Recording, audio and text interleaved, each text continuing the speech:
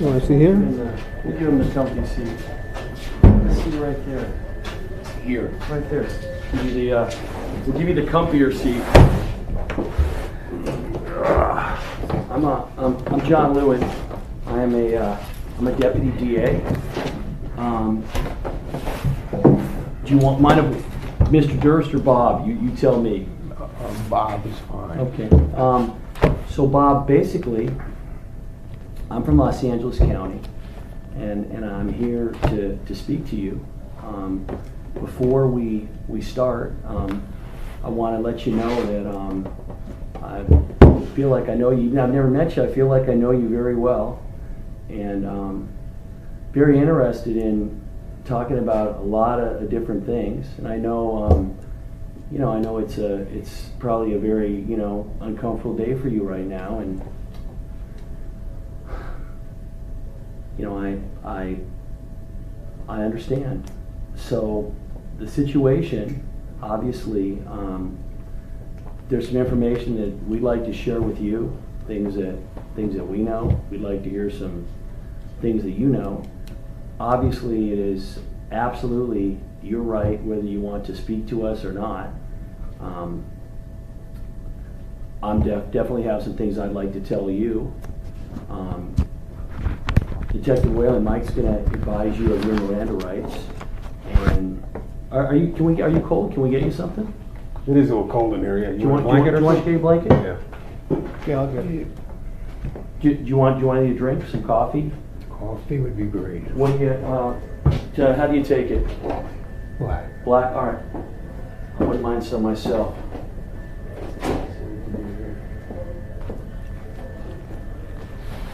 Before I get started on that, Mr. Durst, I can just get your address. Go ahead. My address? Yeah. You have an address in Houston, what is it? 2520 Okay. Robin Hood Street. Okay. Is that one word, Robin Hood, or two? Yeah, One word? one word. Okay. And that's street. Houston 77006. Okay. 3706. I'm sorry, it's 77005. Okay. And is it a house or apartment? An apartment building. It's apartment 1405. 1405. Okay. And how long have you lived there, sir? Almost 10 years. Okay. And you live there by yourself? Yes. Okay.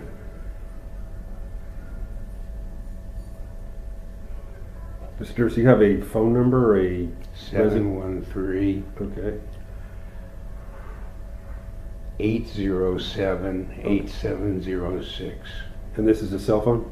That's the that's the line in the house. Okay, the landline? Yes. That's your house phone, okay. 807-807-06. How about a cell phone? 713 Okay. 248 1144. Okay. Any other phone numbers? Any other phone numbers besides those two? Do you have any other phone numbers? In New York.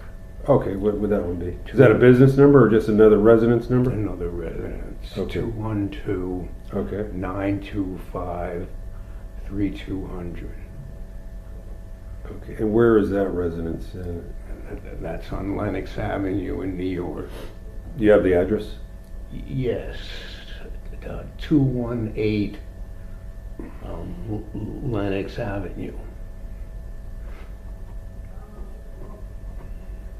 That's in Manhattan? Yeah. And is there a unit number for that one, sir? That's a building. I own that building. You own the building. Okay. Where's that? Lenox and what's the cross street there? 121. Okay. 121. So that's on the west side or the east side? West side of Manhattan or east side? Harlem. Uptown. Okay. Well, that would be the west side. Oh, here you It's go. on the west Thank side. you. Yeah. Okay, Bob. Okay. So it's actually it is in Manhattan, but it's kind of. You want this on you or you want it around you? I'll Here, take want to stand up? Oh, Yeah. I'll definitely take it. All right. I got a little more padding to protect me against the weather here. The temp. You guys that on? No? All right, wait a minute. I think we missed. All right, let's try it again. A little higher. Hold on. Wait a minute. Give me your hand here. You can stand up here. Why don't you stand? You can put it on yourself. Here you go. All right. Okay, only 2 rules on the coffee. 1, you can't throw it at either one of us, at any of us. You can't throw it on the computer. Fair enough? Very fair. Okay, here you go. All right. It's black like you want it. Okay, so you got the house or the apartment in Robin Hood and Houston. You got a place in Manhattan or Harlem on Lenox. Any other residents? I mean, not necessarily places that you own as properties, but Yes. what else would that be? No, those are my residences. Those are your 2 primary residences. Okay, none other than those 2. So here's the situation. We're going to read you your Miranda rights, and when you're finished, I can tell you that if you'd like, obviously, you'll be able, if you so choose, to not speak with us. If you also would like, you can also tell me that although you don't want to say anything to us, that you want to listen to what we have to say. It's completely up to you. So what's going to happen is Mike's going to read them to you right now. Okay, Mr. Durst, I know you don't hear that well, but I'll do my best so you can hear me, all right? You have the right to remain silent. Do you understand? You have to acknowledge me. I understand. Okay, thank you. Anything you say may be used against you in court. Do you understand? I understand. Okay. You have the right to the presence of an attorney before and during any questioning. Do you understand? I understand. Okay. If you cannot afford an attorney, one will be appointed to you free of charge before any questioning if you want. Do you understand? I understand. Okay. So with that, we would like to ask you some questions. Do you understand the rights that you've been given? Yes. So at this point, I'm just going to start. So first of all, I'm a prosecutor with the Los Angeles County District Attorney's Office, and what I'm going to do, if you don't mind, I would kind of like to start at the beginning. You know, I actually, it's kind of weird for me because I feel like I know you even though I've never met you. So I want to kind of go back. I know a little bit of your background. I know the situation, you know, with your mom and with your dad. My understanding is that going way back, did you actually witness your mom on the roof? Did you actually see that? Yes. Because I know your brother Doug, who, just from what I can tell, I am gathering is not your favorite person. Am I correct on that? Say that again. Your brother Doug is not your favorite person. Was that a fair statement? That's fair. There was a line.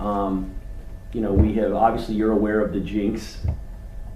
Obviously. Yeah, and there was a line where I think it's a deposition for Douglas, and that's gonna just bug me. There was a deposition for Douglas, and they end up asking him, "Is it true that you hired a lawyer to protect yourself against Robert Durst?" And he says, "Yes," and very formal. And then they ask you the same question. Do you remember what you answered? No. You were asked, "Do you know why your brother Douglas hired somebody to protect him against you? Hired a bodyguard to protect him against you." Do you remember what you answered? Yeah, I said he's a pussy. It is still my favorite thing that I've heard you say. So I understand that, obviously, going back, I know that you, going way back, you went to Lehigh, right? Right. And then, and it sounds like is it fair to say you enjoyed the 60s? Yes. And that would mean, and by the way, if there's anything that I ask you that you don't want to answer, I won't answer it. okay. I've seen all the interviews that you did with Mark and Andrew, and one of the things that really was interesting to me is that you you pretty much, you said at the beginning that you would answer all their questions, and you answered almost all their questions. So you went to Lehigh, you graduated from Lehigh, right? Yeah. You go out to UCLA, go out to Los Angeles, and then it sounds like the reason was to go to grad school, but it sounds like it was more fun, pot,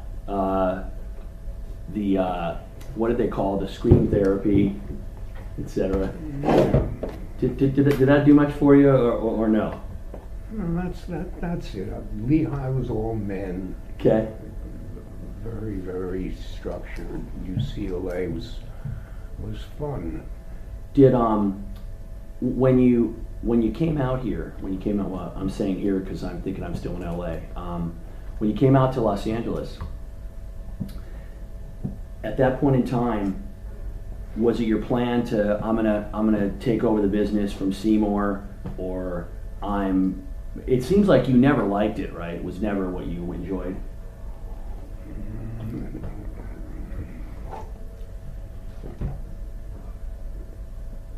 I never liked it, that's fair.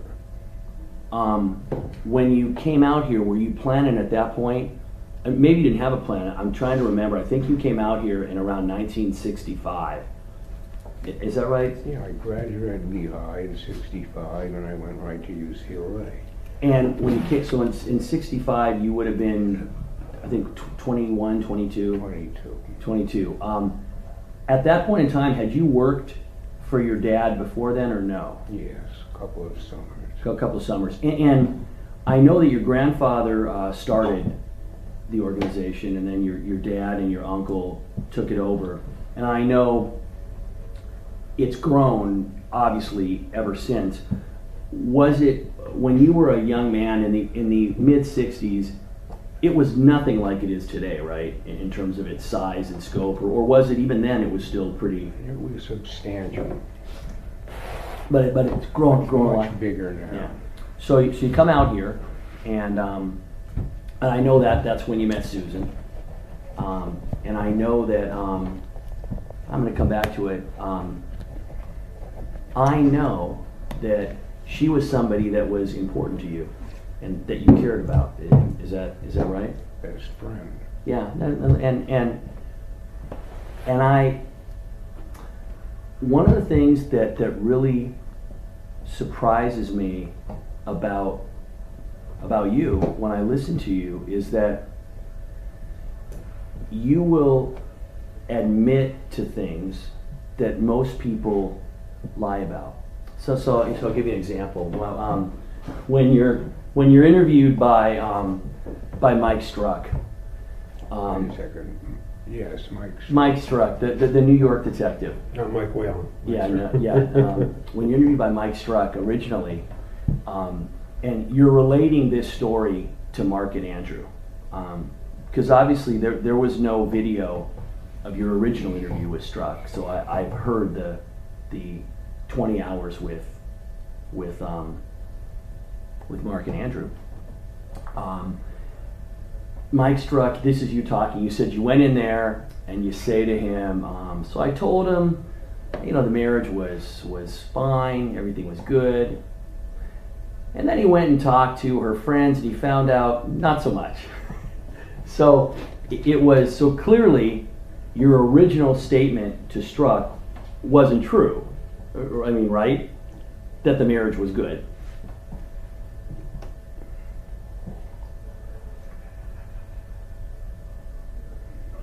My original statement to Mike Struck.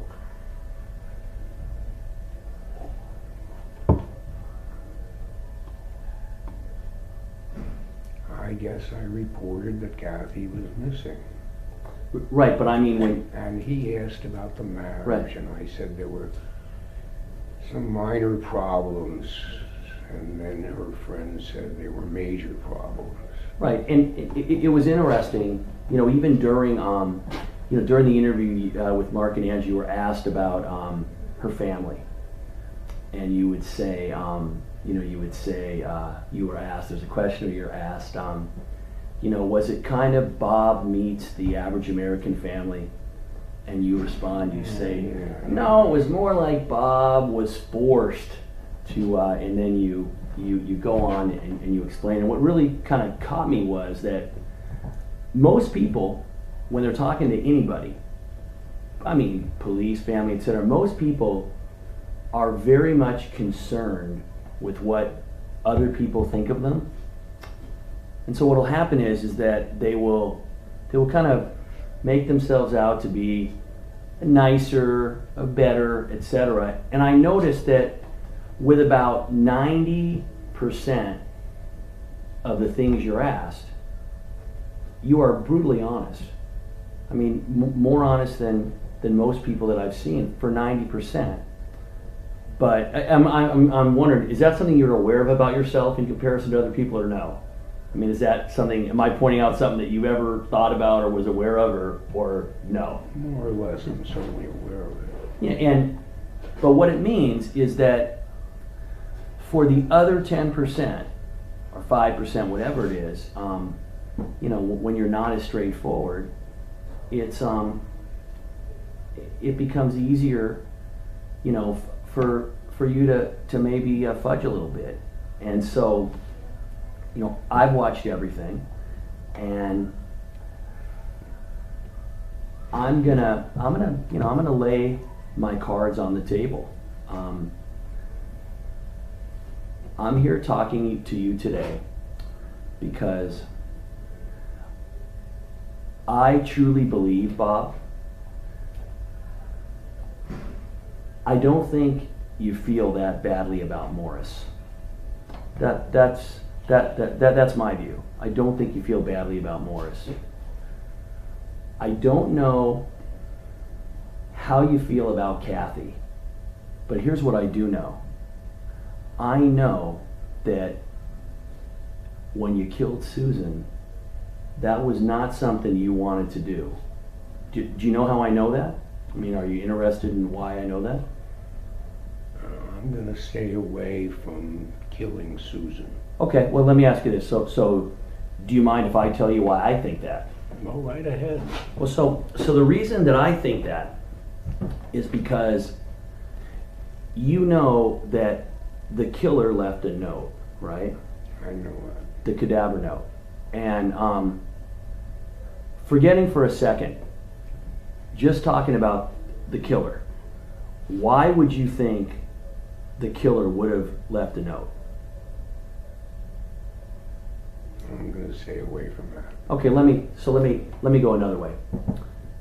Forget about Susan for a second. I just want to talk about somebody in general. Let's say that somebody is murdered. So we're not talking about Susan right now. And the killer kills them and sends a note wanting their body found. So I want to be clear, we're not talking about Susan. I'm asking you, in that scenario, so you're a police officer, in my case. So in this example, you can't have smoked any pot that day. It's just not good for the, as a police officer, you're going to have no pot for that day. So I've been smoking pot every day of my life as long as I can remember. Right. So that means since it's my example, so for this day, you're a police officer for the day, you're a detective, and you get called. There's a crime scene. Again, we're not talking about Susan, and you end up finding out that the killer has left a note. What would that tell you about how that killer felt about the person that they had killed? A note basically saying, hey, here's where the body is. Something you're comfortable answering, or no? No. Well, okay, so let me go on. So here's what I think. Well, here's what I know. I deal, Bob, with all kinds of people. So I've been, do you want me to tell you a little bit about what I do and who I am? Whatever you want to talk to me about. It's more pleasant in here than out there. Okay, all right. Well, so I'm a deputy DA. I've been a prosecutor for a little over 20 years. And my area, what I do cold murder cases. And I do complex circumstantial murder cases. And I have dealt with all kinds of people. Not most of the people that I deal with. I have kind of a weird area. Most of the people that I prosecute, almost without exception, I do a lot of guys that kill their wives. I do a lot of no body cases. And most of the, probably 90% of the cases that I do, maybe more than that, the person that I'm sitting across from, they're like you. They're educated, they're smart, they're not, a dangerous individual. They're not out committing all kinds of crimes. And for most of my defendants, what happened is that on a certain night, a certain thing happened with them and their spouse, that things happen, they do something they regret, and they can't undo it. I'm surprised there are that many of those that you have a full-time job working on. Oh my gosh, I have well, LA is a big place, so I think I've probably done seven or six, 7, 8 no body cases to trial, and they're very interesting because they're challenging. But what happened? So I prosecuted a guy. The last trial I did 2 trials ago. Very, very regular, nice guy. He had gotten married. But if this stuff's boring you, let me know. No, not at all. Okay. So I prosecuted a guy who was in high school. Real good-looking guy, star football player, star baseball player. He's the kind of guy that peaked his junior year in high school, and he was, best athlete at Torrance High School at the time. And there was a girl 2 or 3 years younger than he was, who was beautiful. And they started dating, and she ends up getting pregnant. And the two of them, she gets pregnant in her junior year, and she has the baby and comes back and finishes. He graduates, and they get married. He doesn't have, he's a real hardworking guy. His dad had left him. He lived with his mom.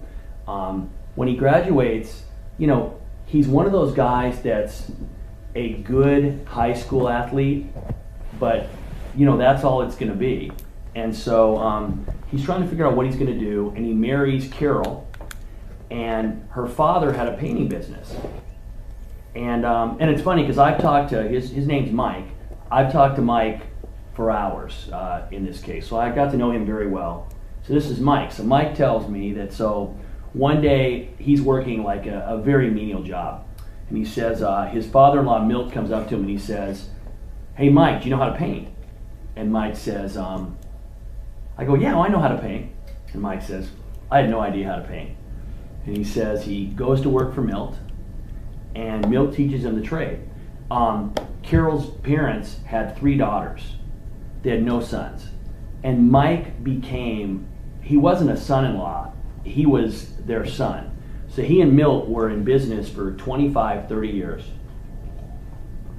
And into the marriage, Carol, the wife, it was one of those situations where she outgrew this guy literally the day after they met, okay? She was beautiful, she was smart, and he's a very nice guy. He was a guy who, he told me, "I never thought I'd own a house.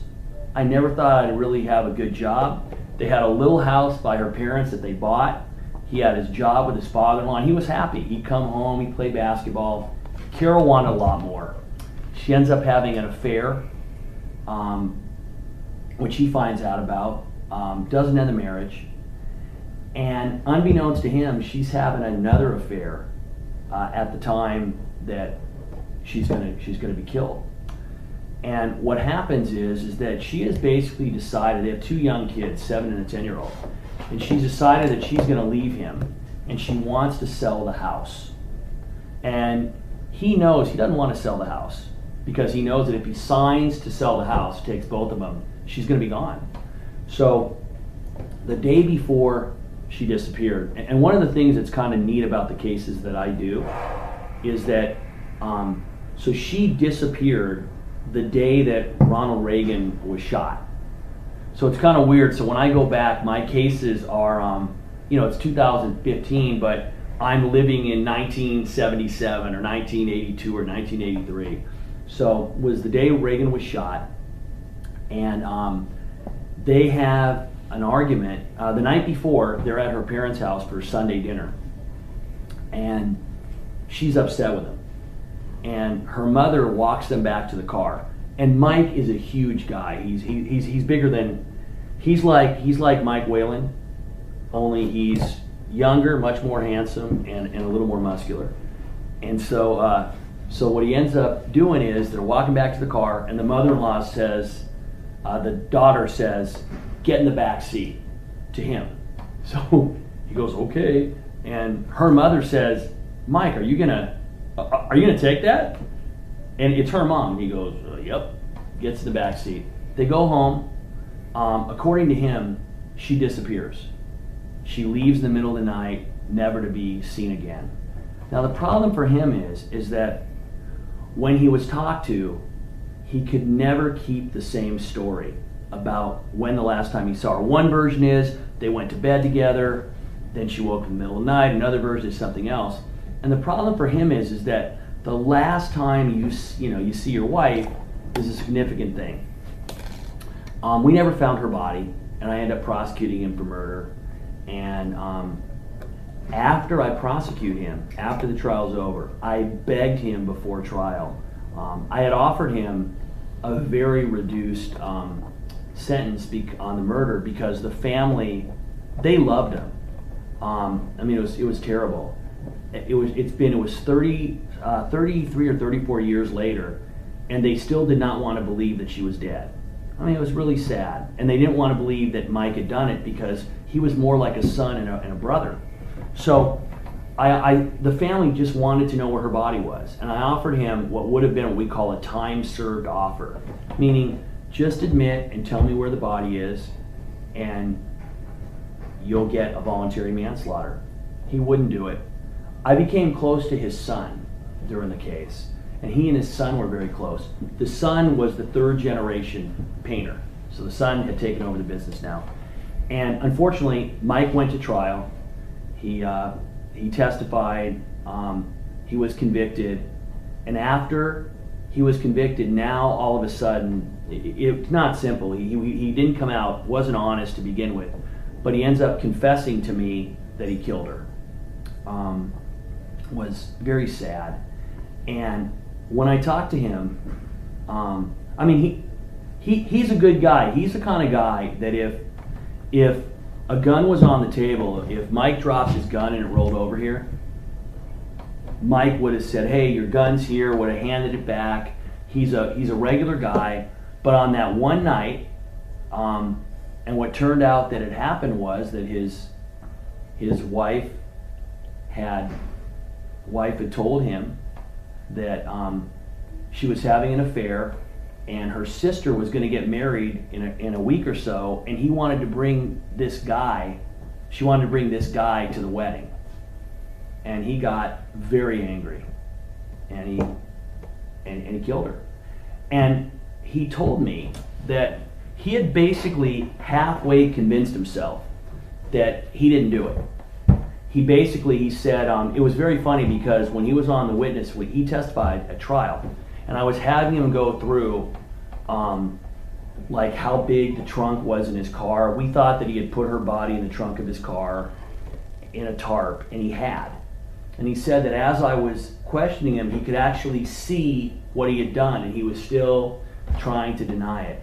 The point of the story is that he was a decent guy. But he's a guy that did something terrible. And he couldn't take it back. And in the end, what he ended up doing was, he ended up admitting, here's what I did. It was hard for him because his son, who was very close to him, it was tough. And her family, but eventually, he ended up, after he was convicted, saying, "Hey, here's what I did." And I can tell you that I have spoken to him since then, and he's in prison, and it's tough for him because obviously that's not where he wanted to spend. He's actually a little bit younger than you, but not that much. He's in his early 60s.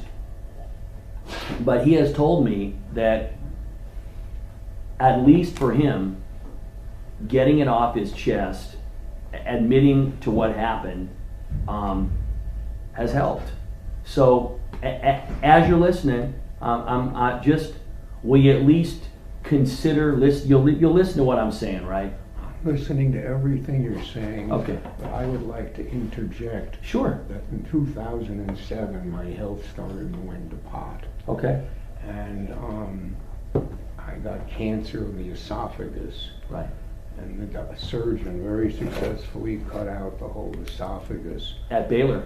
The cancer was gone, no chemo, no radiation, no none of that. But when he cut out the esophagus, he cut out other parts of my gut. And I have a problem with urinating. Now, right now, I feel I need to urinate. Oh, okay. So I would like to urinate. No problem. No problem. I'll take you over there.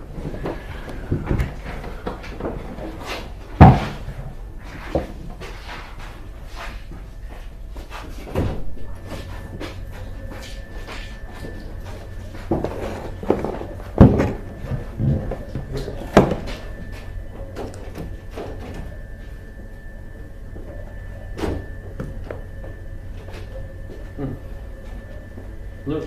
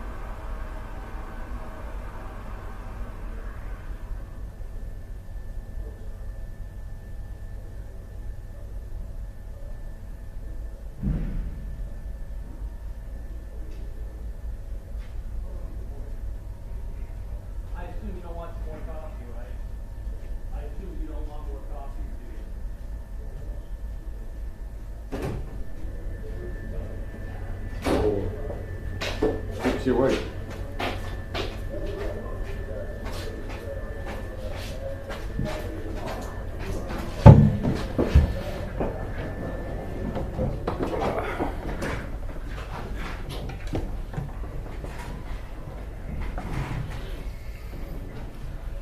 So right now, aside from what, you know, your current situation is, and obviously there are lots of things that I know, and I know it's tough, and I'm guessing right now you're probably nervous, is that right? And scared? I mean, it's, you know, this is a terrible place to be, and it's not, you know, it's certainly not the kind of lifestyle, you know, and place that you've been. And it's, I mean, I know it's scary being here. I think that I get the impression from everything that I've listened to over the years. I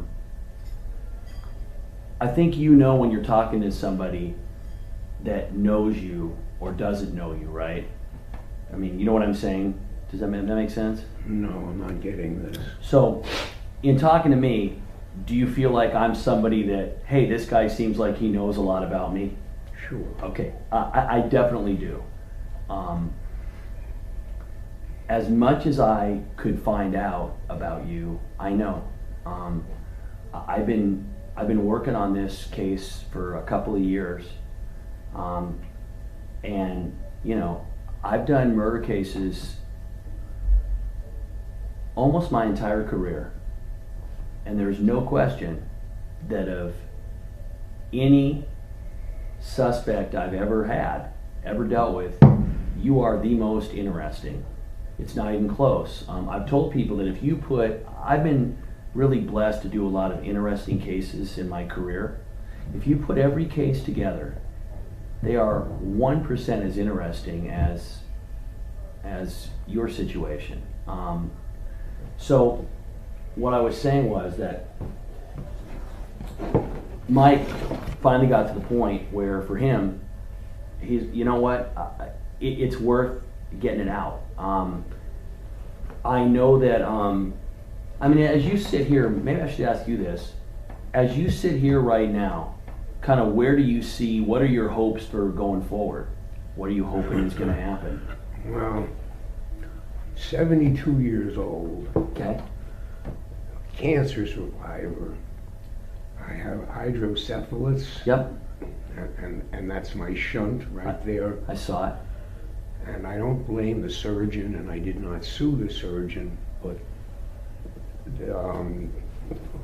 what he did for me worked out to be very bad for me. My balance is not better than when we started, and that was the purpose of the operation.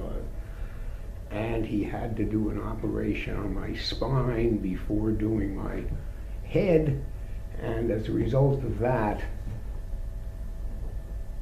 You still don't have good movement?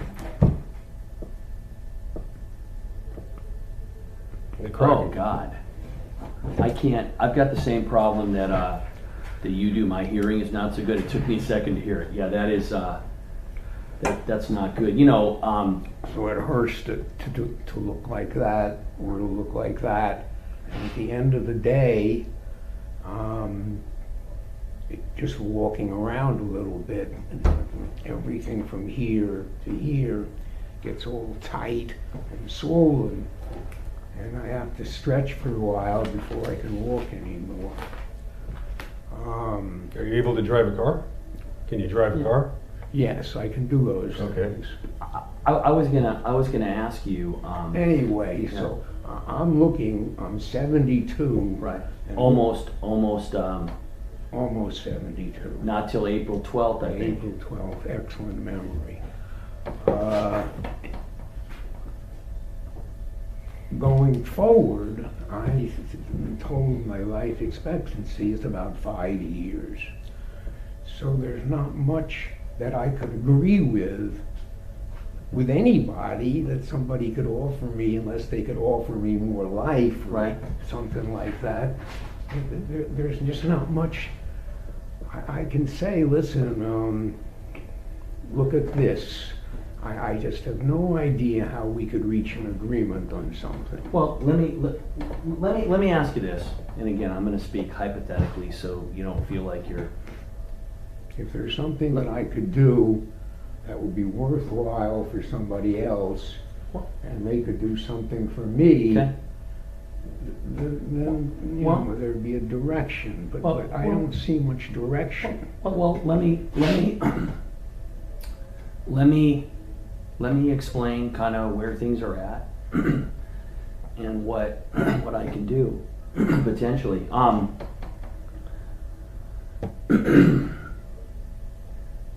Your situation, you know, where you kind of sit right now, hypothetically, because this is an important thing, and you, in a lot of ways, I think I might get an honest response from you. I want you to assume for a minute, and I'm saying this, so you're not admitting, I'm telling you, I want you to assume that you had done some of the things, or all the things that I think you did. I want you to assume that you killed Kathy, for instance. And I know you're saying, you're denying that, right? You're saying, I didn't do that, correct? Correct. Well, I want you to assume you did do it. If you did do it, at this point in your life, would you have an interest in saying what happened and telling her family? If you had done it, or would you go, no, you know what? No, that's not really something I would care about. I don't really care if they know where she is, what I did with her, if that had happened. If there was something I could do for her family, Okay. and it would get me, then it would be worthwhile for me. Well, so here's what I can tell you. You know that Anne's 101 now. I had no idea. Yeah, she is. She's 101. You know, and you know that Kathy's grandmother lived to be 100, or at least that. I don't actually know when she died. And obviously, you know, losing a daughter, you know, is difficult. Losing a sister. Is she still lucid? You know what? So I've never contacted her. So, you know, it's interesting. By the way, did you ever have any idea that we were looking at, forgetting about the jinx for a second. So I've been working on this. We've been working on this. They haven't been working on it as long as I have. They came in late. But I've been working on this case for 2 years, and I'm curious if you had any idea that I was working on it out here. Out here, New Orleans? No, that's not what I mean. I'm still in Los Angeles. Well, I assumed you would be. Well, so I've been working on this case for all that time, trying to get to know as much as I could, trying to learn as much as I could, and trying to put it together. We tried to be careful who we contacted. So it's interesting. You know that your brother Douglas, who I've never talked to, by the way, what's interesting to me, and again, I'm telling you what I know. I know that, so again, Bob, I don't know what happened with you and Kathy in terms of the particulars. I don't know whether you planned it out. I don't know whether it was something that happened just while you were there. It would not surprise me. Some people disagree with me. The whole Prudence Sparrow situation. She looks like, I know that you had a lot of affairs. You had a great line with Mark and Andrew. You know, you were asked about this is one of the things, Bob, that you are, and I'm all over the board here, but it's interesting. I watched All Good Things. You watched All Good Things. Do you know the biggest problem with All Good Things, in my opinion? The biggest problem, do you know what it was? I don't know. Ryan Gosling. Do you know what the problem with Ryan Gosling was? No. By the way, I would love for Ryan Gosling to play me in a movie, because he's a really good-looking guy. Did a part of you go, that's pretty cool having a guy that good-looking play me? Yeah? Sure. Yeah. In my movie, I would get John Lovitz, or I would get Jonah Hill. But the thing about that movie, the reason it didn't work, was that Ryan Gosling's portrayal of you, he was like a very small presence. When you're talking versus when he's talking, he couldn't play you. He wasn't even, it was the real you he didn't get. By the way, again, and it's interesting to me, what made you do the movie, do the commentary and talk to Mark and Andrew? I don't get it. What made you talk to them? Still sort of putting that together in my own mind, but I'd been approached by 48 Hours, and way back when I was approached by Connie Chung, and they wanted to do something like had come out with Mike Tyson, where there was all this bad stuff about him, and he was actually really a good guy. Okay. And they wanted to do that with me, and I never felt like that. I never felt that I was really a good guy. You know, and that's always, that's what I'm saying, Bob. A lot of people in your position, they try to make themselves out to be a lot better person, a lot less responsible. You don't do that at all. When you were talking about Kathy and the affair, so it was interesting. And I would laugh when I watched all 20 hours of your interviews over and over again. The biggest problem with the jinx, do you know what my feeling the biggest problem is? You're better than what they've got. Your natural interviews is better. For the whole long weekend when I did the interviews for the Jinx, yeah, I was on meth. The whole time I was on meth. And when I looked at the little pieces of it, I was going like this and like that. And it should have been obvious. I'm surprised my lawyer let me go ahead with it, because it just, I looked like there was something going on. Well, so Bob, is that a way of you saying that the things that you said during that interview, you didn't understand questions, or you weren't getting it? Because because before you go any further on that, certain things I know, and you seem like a straight shooter. I assume you would prefer that I be a straight shooter and not a bullshitter, right? Sure. Okay, I'm a straight shooter. What you just told me is bullshit. I've watched those interviews. I don't know why you did it. I still don't explain. I know your lawyers didn't want you to do it. No, they did not want me to do it. And they told you they didn't want you to do it repeatedly. and you did it anyway. When you were asked during those interviews, so for instance, you were asked about your relationship with Kathy, and you were asked about, you remember how you used to take the Polaroids? And you would take the Polaroids and then you would have some woman over, you'd take the Polaroid before, take all the stuff down, then when she left, match up the Polaroid and put it back, right? And you were asked by Mark and Andrew, why did you do that? And you say, or I say Mark and Andrew, but it's Andrew, but Mark's there. And you say, because I wanted to do her and I didn't want her to know that I was married. Which, by the way, is a very, very honest answer. Clearly that's why you did it. You were then asked about, hey, how would you feel about the double standard if Kathy had done it? And your line was, well, it's okay for me to do it, but you better not. You were a proud bearer of the double standard. And I would assume that you knew. So your condition during those interviews, it's very clear that you understood the questions, that you understood the answers. So, I mean, you can say that you were on drugs and didn't know what was going on. I can tell you, I mean, that one won't work. It's interesting. Go ahead. I'm not trying to say that my answers were wrong. I'm just trying to say I was during the thing.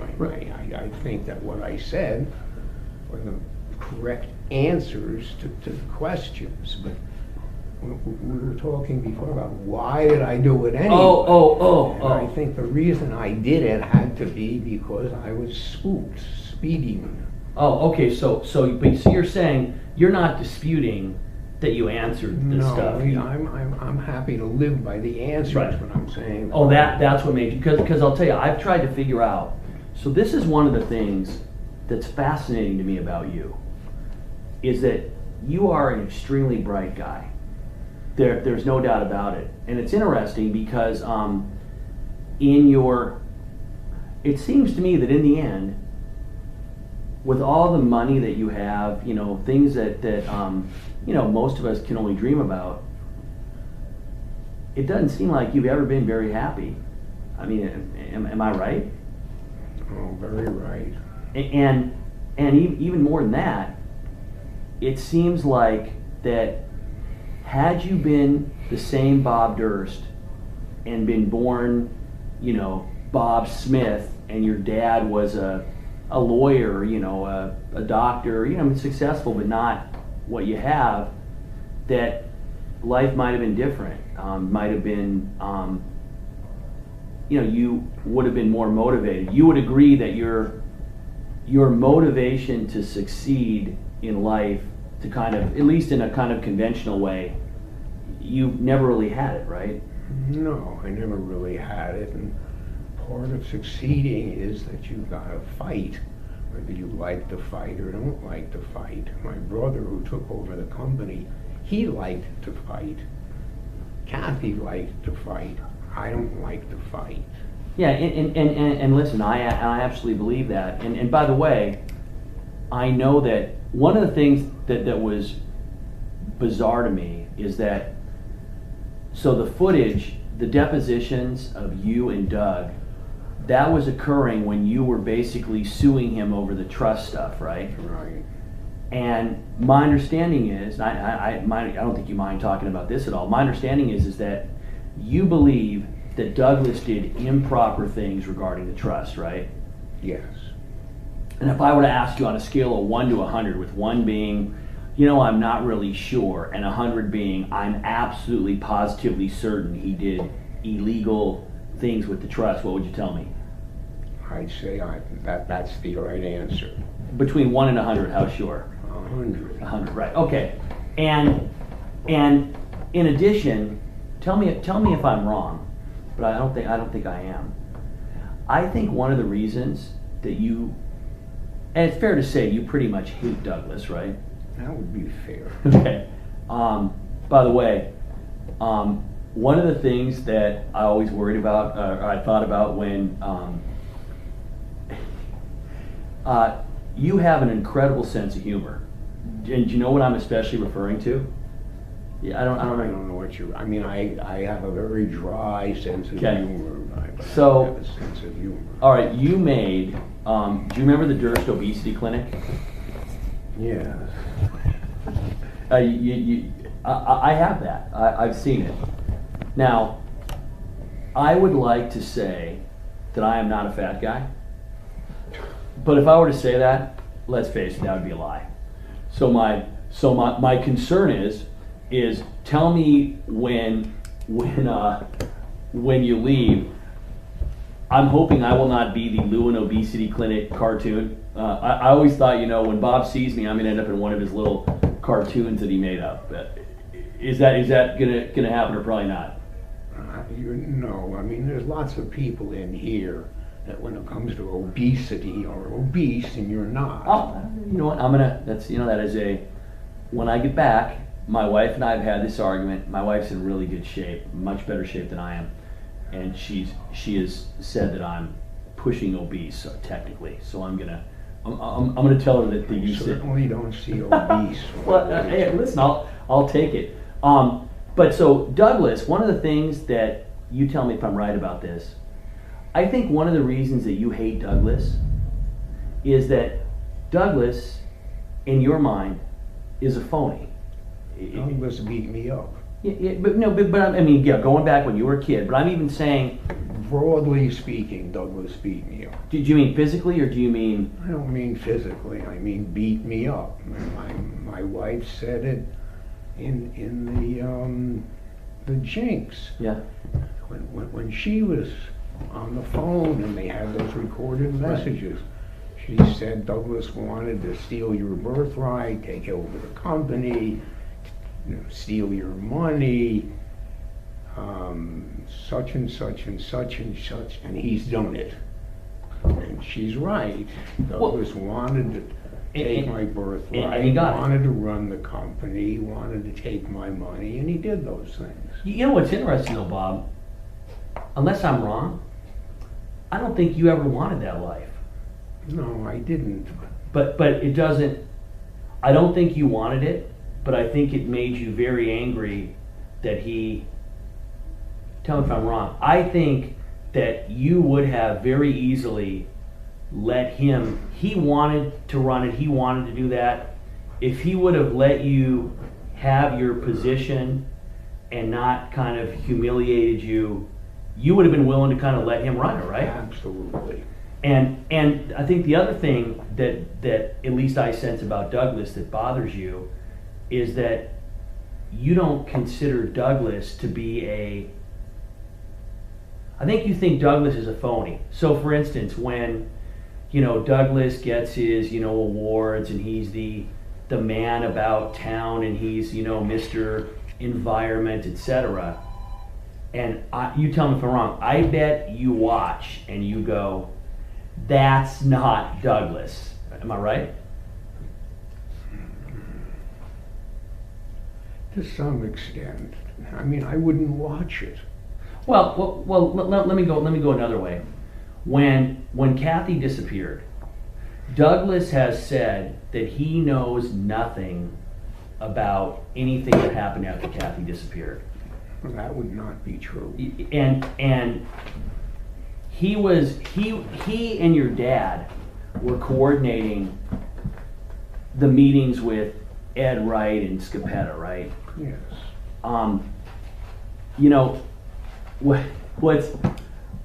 What's interesting, we all knew you were going to flee at some point. And I mean, I assume that you're not denying that you were in the process of fleeing. I'm not denying I was in the process. Yeah, right. And I think the reason you're not doing it is it's obvious, there's nothing you do it. Here's what I understand though. If you've known, my understanding is you were waiting, so when were you going to be leaving? So we got you today, then I go another way. Why are you still here? How come you're not in Cuba? How come you weren't in Cuba 3 months ago or a year ago? I don't get it. Well, we got to step back. Okay. I had no idea that I was going to need to flee. I had made arrangements, I had considered the possibility, I had looked here and looked there, but I had never really said, you know what, they're going to come after me, I've got to get far away where they can't get me, and I've got to do this, this, and this, and go over there. I never got that. I liked living in Houston. But didn't you do that? So after the last interview with Mark and Andrew, do you remember what you did right after that interview? The last interview? Right afterwards? Do you remember or no? Where you went? The last interview, the interviews took place over a 3-day weekend. They did, but remember, then there's the interview after that, a year and a half later, when they end up showing you the letter that the envelope that you now know they got from Syrup. Yeah. So that was a year and a half later. So I understand after the original interviews, I understand why you weren't really thinking anything was that bad. But how come that was 2012 and you saw the envelopes? How come you didn't leave then? It's mind-boggling to me. Why didn't I leave then? Yeah.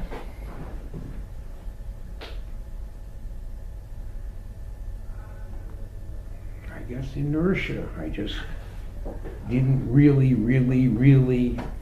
think that I was going to end up arrested. So so far, there's been nothing that's aired on the Jinx that you weren't aware of, right? Other than, let me back up. You did not know that envelope had come from Sarah, right? Does that make sense? Well, I knew that my handwriting was my handwriting, and I knew I had written a whole bunch of letters to Susan. Right. And I, if not knew, certainly assumed or expected that Susan always saved everything. That they were Right. there somewhere. Right, but I'm sure you probably thought that the police had all of them, and it turned out that Sarah had one of them. You know, which is an interesting thing too. Seemed to me the police had them and then Right. didn't appreciate what was there. Right. So you're thinking if the police haven't done anything all these years, you're thinking it's probably okay. And it was the same thing 1 week later, and the next week later, and the next week later. And I've been doing this medical stuff since 2007.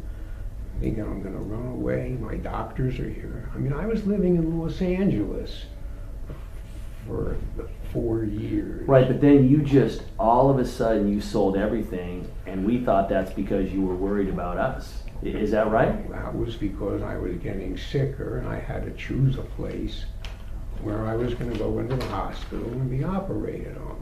So is your I preferred Houston Medical Center to to the doctors I'd met in Los Angeles. Okay, so here's the other thing I don't get. You started moving, so after, between Susan's death and Morris's death, you ended up getting a bunch of money, you know, you took it out, you had it in the car, etc. And then you got caught in Pennsylvania. But, by the way, can you tell me, I always joke, Bob, because I'm Jewish as well, and you're Jewish, you did not help our people's reputation by shoplifting the $7 sandwich. Our people get enough grief. That did not help our reputation. So can you tell me why, with all your money, what made you do that?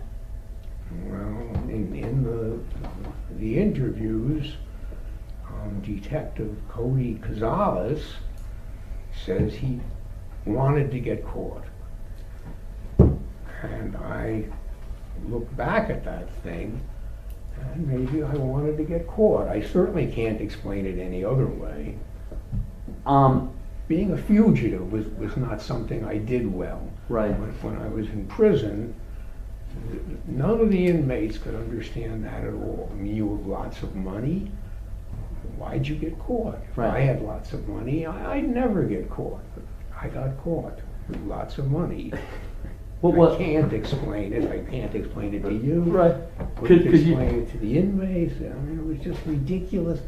That's one of the few things that Cody Cazales says that I can sort of say, well, maybe that's what it was. I hated being a fugitive. I would walk down the street and turn around and start looking over my shoulder. You know, I was the worst fugitive the world has ever met.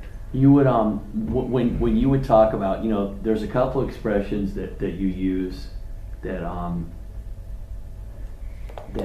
are just, you'll say during your interviews, you'll always, no matter what's going on, the end of them is always, I just wanted to go to bed. You're talking about whatever incident, you'll go, something, and you go, okay, when Kathy wasn't going to come back, the terrorist incident with Ann and I think it's Kevin and Ann who lived at the Doyles next door. Do you remember that incident? Yeah, and you were asked about it and all, you know, they're showing you the commentary, and you're going, and you're admitting it. Yeah, we had a fight and it was raining outside, and you're not denying anything. And then they're asking you about it, and you're going, I just wanted to go to bed. You always use that expression. You also always say, like you're asking about, and I can't do you as good as you can do you, obviously, but you'll say something like, about, you know, your wig. You know, so I go, I've grown a beard in the past. I mean, but I can't grow one overnight. And I decided, you know, clean, close shave, a wig, Small guy. small guy, and I'm looking pretty good. You'll say pretty good. So I'm always, it's interesting to me because I look at some of the stuff that you did, and as bright as you are, perfect example. I don't think you're gonna have a problem talking about this. You told Mike Struck that you had drinks with the mayors, right? Yeah. Didn't you know they're gonna come back and ask?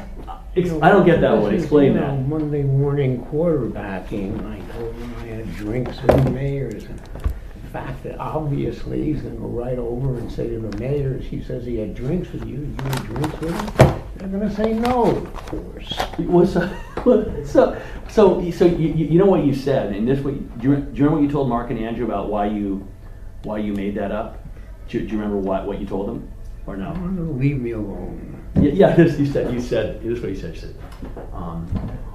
who knew that the police would do oodles of investigation and I would look for motive, and I wasn't used to somebody questioning my veracity. Do you remember saying that? Yeah. Hey, so do I do a pretty decent you? Pretty good? Yeah. Okay. I've been. It's very funny because for me, working on this case for 2 years, even though I've never met you, it's a very weird, probably a weird feeling for you, because I feel like I know you extremely well, but I never met you, and you're probably sitting over here going, "That's kind of creepy. This guy seems to know a lot of." Is it a little uncomfortable for you? You've taken the time out and done all this stuff. Listen, I have tried to. I've really tried to get to know you, and I've tried to understand it. So I want to go back for a second so for Kathy, were you surprised? What did you think of the original investigation by Detective Struck? See, I thought Detective Struck did a pretty reasonable job under the circumstances. The way the interviews come out makes him look like a nitwit, but I just don't think it was like that. I think that was what he said. He has no body, he has no crime scene, it's a missing person. What do you want me to do? Well, you know what I didn't get? So here's the thing. By your own admission, you're the last person to see her before she gets on the train. I mean, that's no secret. You've said that over and over, right? Right. And you say she gets on the train, but you would agree that the only evidence of her getting on the train is you, right? Right. So what I didn't understand is once you know that Bob is lying, and he knew, he interviewed, I mean, you might not know this. Did you know that he interviewed? Who he? Oh, Struck. They knew about Mayor a week. Right away. Yeah. They would have had to know right away. Yeah. So here, why didn't they search? They should have gone to the house on Hoyt, and they should have searched it. You see, they did search it. 15, 20 years later. No, and Mike Struck people, we're talking about a little house. Right. And Janine Pirro had them in a lake and all this stuff. The house was very small. In terms of searching the house, it's 1,100 feet, 800 feet upstairs. This is the old house. It's been demolished, and they built 300 feet downstairs. They walked into all the rooms. They looked everywhere. That crawl space. Wait, you're talking about the state troopers, right? The Connecticut state troopers. Whoever they were. It wasn't Connecticut, it was New York. I don't mean Connecticut. Yeah, the New York state troopers. And they're doing that. How soon after the murder? How soon after her disappearance were they doing the search that they came over? Do you remember? God, that is When did annoying. yeah, I was trying to catch Yeah, them. trust me, I'll get him.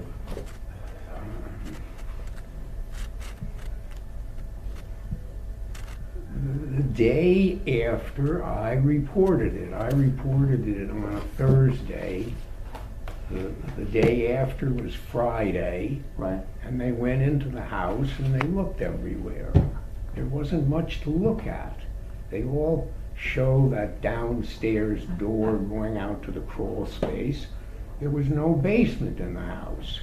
So what you had underneath the living room and the bedroom was about 2.5 feet high. Right. Wait a minute, but so you report it to the 20th precinct on Friday. I know I called Thursday. Thursday, right, and you said, and they told you had to wait. They said we don't want to hear about Right. it. In essence, they didn't use those words, but they said you guys must have had a Right. spat. It's just been 4 or 5 days. Right. They sounded like my father and my brother. Nothing's going to come of this.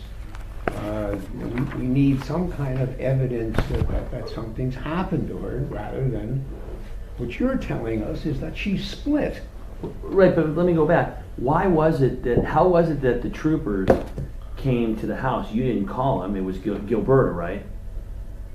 Gilberta contacted them Friday morning after I had told everybody that I hadn't seen her since the following Right. Sunday. And I went into the precinct where Mike Strook was Right. Friday afternoon. So when you came in, you had that couple-year-old New York magazine that has your dad, the 5. So I was trying to figure out. Tell me if I'm wrong. It was 2 years old when you brought it in. You know the magazine cover I'm talking about, right? It says your dad on the cover. What made you bring that in? It's a weird thing to have. It's 2 years old. Or can I tell you what I think? Are you going? You can definitely tell me what you think. Well, I'd rather hear what you think. Go ahead. Tell me why you brought it in. Why did I bring that in? I had a.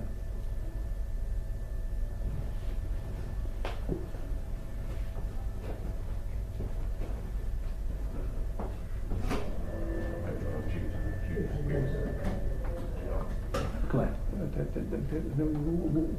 In the business, we kept old newspaper stories Right. about us. Right. And that's just jumped up at me. Well, so to me, I think you kind of brought that in because you were kind of showing him, hey, I'm an important person. Yes, yes. Okay. And so you go in there, and what was strange to me was, and I don't know if you remember this, you called from South Salem. You called Ann or Mary, I can't remember which, or both. I think you called Gilberta. You called some of Kathy's friends and family to find out if they'd seen her, right? Do you remember that? Sure. But what was strange was, before you called them to check where she was, you actually called the police. You had already called and the number for the police. So it was weird to me, how come you didn't call them first before you called the police? Do you understand what I mean, or no? I was not looking forward to talking to them at all. Okay. I was calling the police to report Kathy missing.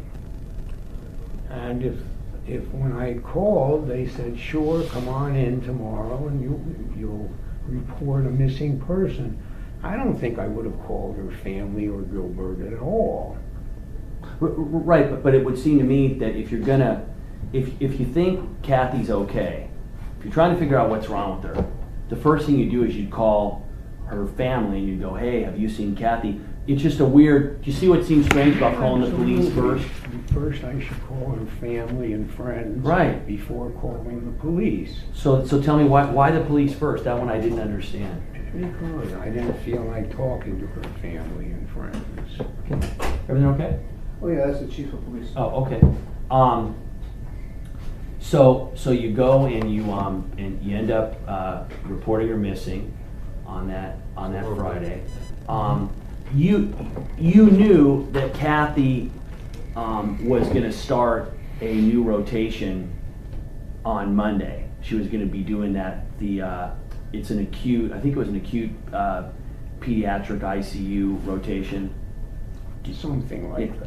that. And you were aware that if Kathy couldn't come in or wasn't available, you didn't know specifically where she was doing the rotation, right? You didn't have the name of the doctor and the place she was going to be doing it, right? You didn't know.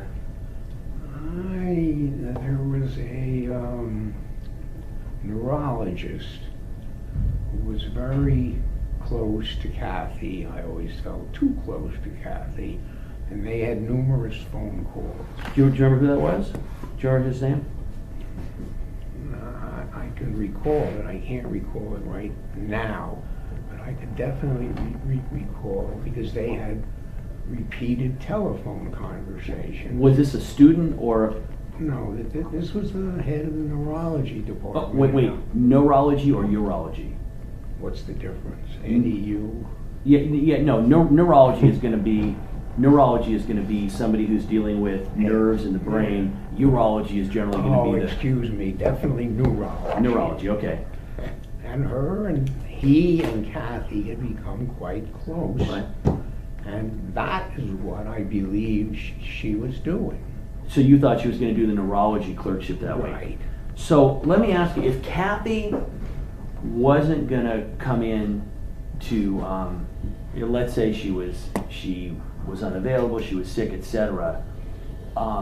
What you would have known is that she would need to call, the dean's office to say, hey, I can't come in, right? She would need to call somebody. Do you know who she would call? Do you have any idea? No. But at least you knew.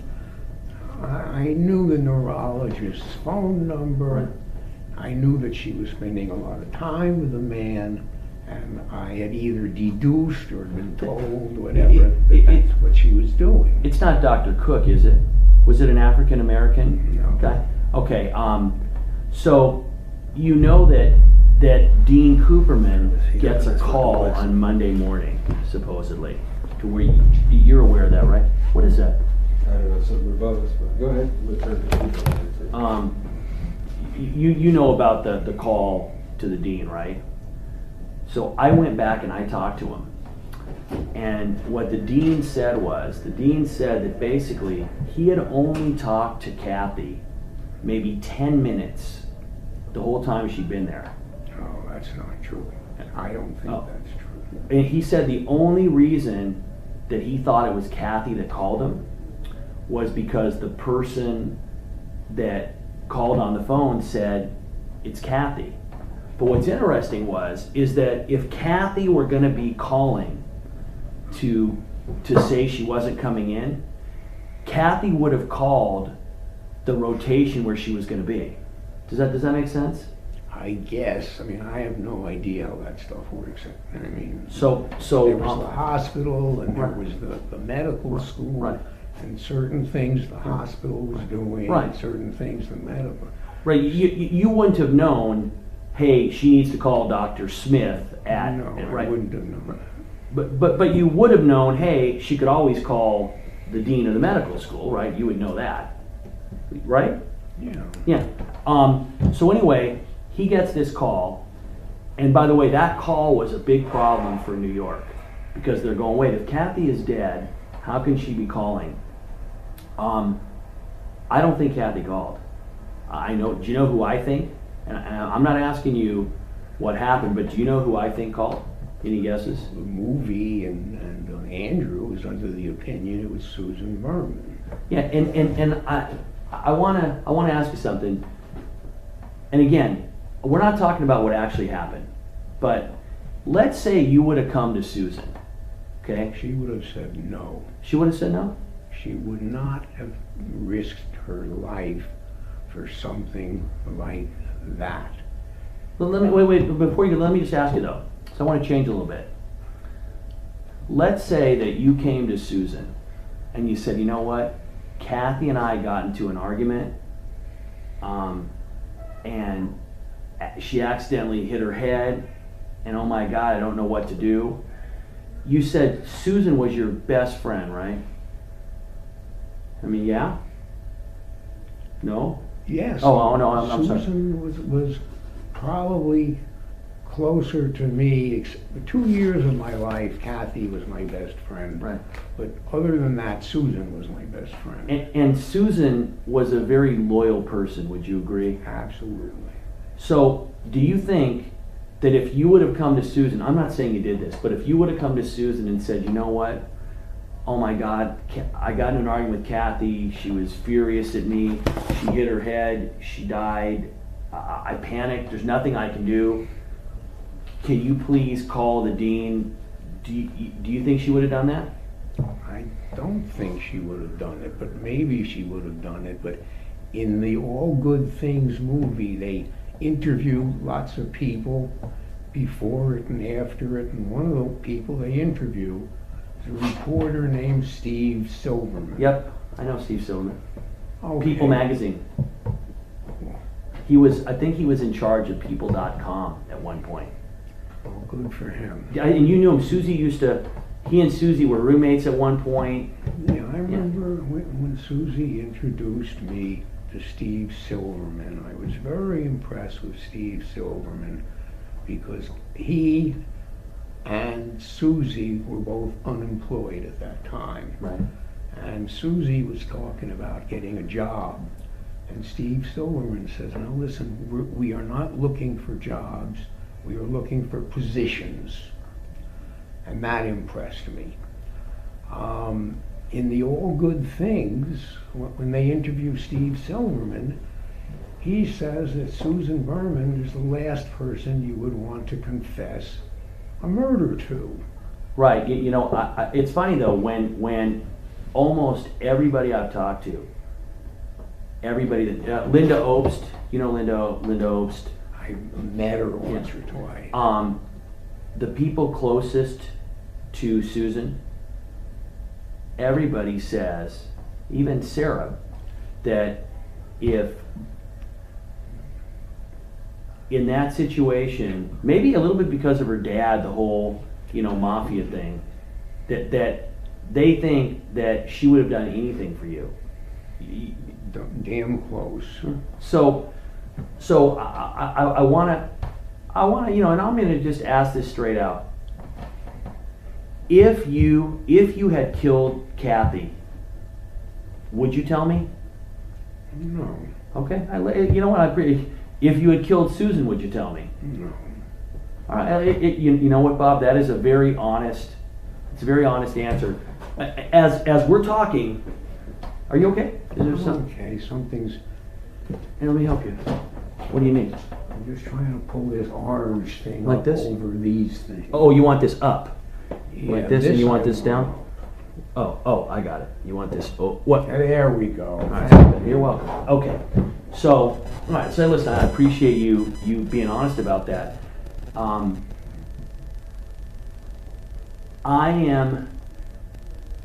Is it fair to say that between Morris, Kathy, and Susan, at the time that they died, the person that you cared the most about was Susan? Is that a fair statement? I mean that's not... Just that Kathy and Susan are so much earlier than Morris. I mean, Morris came into my life much later than Kathy and Susan. Well, Morris was a pain in the ass, right? Yeah, sort of. I guess what I mean by that is that by the time Kathy disappeared, you didn't feel the same way about her that you did before, right? I mean, Oh, no. I mean, Gilberta has it right in her quote when she first met us. We were in love. right. Period. No two ways about it. We were in love. That lasted about 2 years. Right, And then we had the thing with the abortion. right. And that was the end of it. And Bob, you had a great quote that I thought maybe one of my favorite quotes in the whole interview is you're talking about what happened to you and Kathy. And the thing that described your relationship best to me is you said basically when you first met, you guys would go out to dinner. And you'd would tell her, I'm gonna order this, why don't you order this, and then we'll kind of share. Do you remember this? Yeah. And you said at the end, Kathy be like, you get what you want, I'll get what I want, and leave my food alone.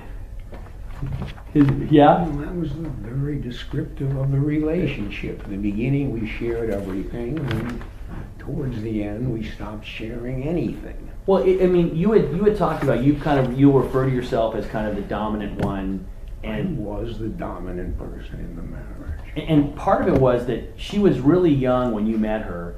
You know, I think you married when 19. I had the money, I was 9 years old, Right. I had the education. I was calling the shots, as Kathy would say. Was it hard? So as she got older, more confident, and a little bit, do you feel like she kind of? I mean, I think she kind of got tired of some of the bullshit. I mean, you know, she got tired of. Absolutely. And you have said, you know, one of the things again that nobody admits, Bob, except for you. They just don't. You have a quote where you say, "I was very, very, very, very controlling." All that was true. And Kathy got tired of it, and then you had, you know, you were having affairs, right? And she was. I think that one of your affairs was different than the others. Do you know which one I think was different? Prudence Farrow is what everybody looks towards. Well, is that accurate or no? No, I was closer to Prudence than I was to anybody else that I slept with. I mean, Prudence and I spent time together. My other affairs were 1-2 nights Right. in the end. And Kathy knew and hated the fact that I was seeing Prudence Farrow. Yeah, you know what's ironic, Bob, and to me, is that despite the issues, I think Kathy loved you even at the end. I mean, she wanted a divorce, but I think, you know, you had a lot of money. Do you think that's what Kathy was after? No, but Kathy felt like somebody, I don't know whom, I would guess Gilberta, told Kathy that if she could prove that I'd been beating her up, she would get a bigger settlement. Right. So Kathy started doing these things to start fights, and she would walk around rubbing this and then go tell her friend, look what he did to me, and stuff like that. Well, you know, She didn't want me to win. Maybe she accepted that I was going to get a divorce if I wanted to get a divorce, but she didn't want it to look like I came away the winner. So she had to get a lot of money. you know what? Is it fair to say though, you also didn't want her to be the winner, right? Is that fair or no? Because she was only asking for Oh, 200. come on, she wasn't asking for 200,000. She didn't even have a real lawyer at the time. I mean, I don't know what her. She had two lawyers that she went through in less than a Well, year. hold on a minute. Dale Regis said that the Thursday before, you guys had rejected a $250,000 settlement. Are you saying that that's not true? Not true. Okay. Now on that, would you, if that were true, would you tell me? You would. I'm going to tell you that. Okay. That we never got discussions. Wait, I just want to go back. I asked you before, I asked you a few minutes ago, I said, hey, if you had killed Kathy, would you tell me? And you said No. no. I asked you if you killed Susan, would you tell me? You said no. So I'm asking you right now, if there had been an agreement for there to have been a $250,000, agreement, would you tell me? I would tell you. Okay. I would have paid it. Yeah. And, okay. I'm going to tell you, Bob. I believe you when you tell me that. I think you're being truthful about that. How could I reject $250,000? That would be ridiculous. If it ever got into court, she was going to get a lot more than $250,000. What did you think? What did you think she was going to get? Because I didn't think you had that much money. She couldn't get the trust. Okay. Because the trust excluded that kind of a problem. If somebody had gotten a judgment against me, the trust would prevent them from collecting it. How much was the trust giving you? You're getting about $3 million a year. Is that right at that point? Something like that. And was that the only? So you're getting, that's what you could live on, but you didn't have $3 million. I'm not like that. I'm not fancy. Hey, what's wrong with me? What's Mayor's? Bill Mayer.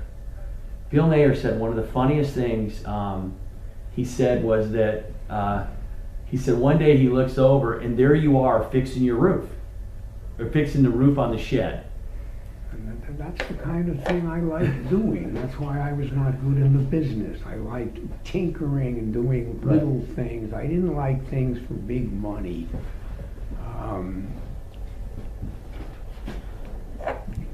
Kathy never went to court.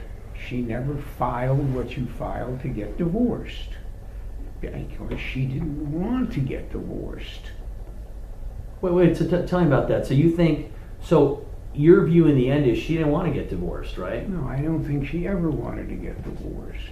And at the end, I actually think you wanted a divorce. At the end, it had just gotten to be one big fight. I just wanted I wanted to go our separate ways. Call it a divorce or a separation, whatever you want. I just didn't want to keep doing this. And at that point in time, too, is it fair to say that you had fallen in love with Prudence? Yes. And Prudence has said that very near the time of Kathy's death, that she had told you that because you were married, that that was a problem for her. Did you remember that? Yeah, we had that discussion. She was married too.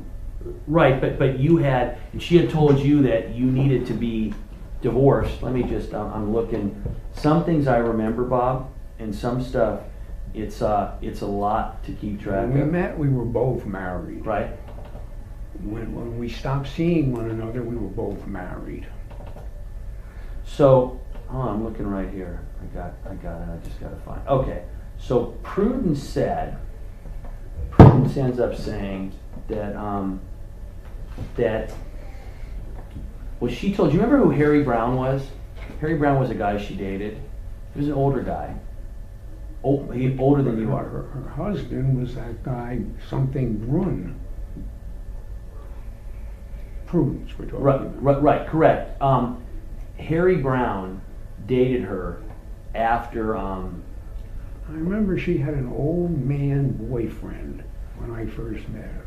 So they dated in 1983. By the way, the building that she was living in, was that one of your buildings? One of your family buildings? It was confusing to me. When I met her, she was living in her mother's apartment on Central Park West. Okay. I rented her the apartment on 43rd Street. Okay. And that was one of our buildings. So, Prudence told Harry that you had told her, and Prudence has said that you had said that you guys got into it because she had concerns Prudence did about you being married. And you've said, yeah, that's true, right? Yes. And then you told her it's not a problem. She won't be around much longer.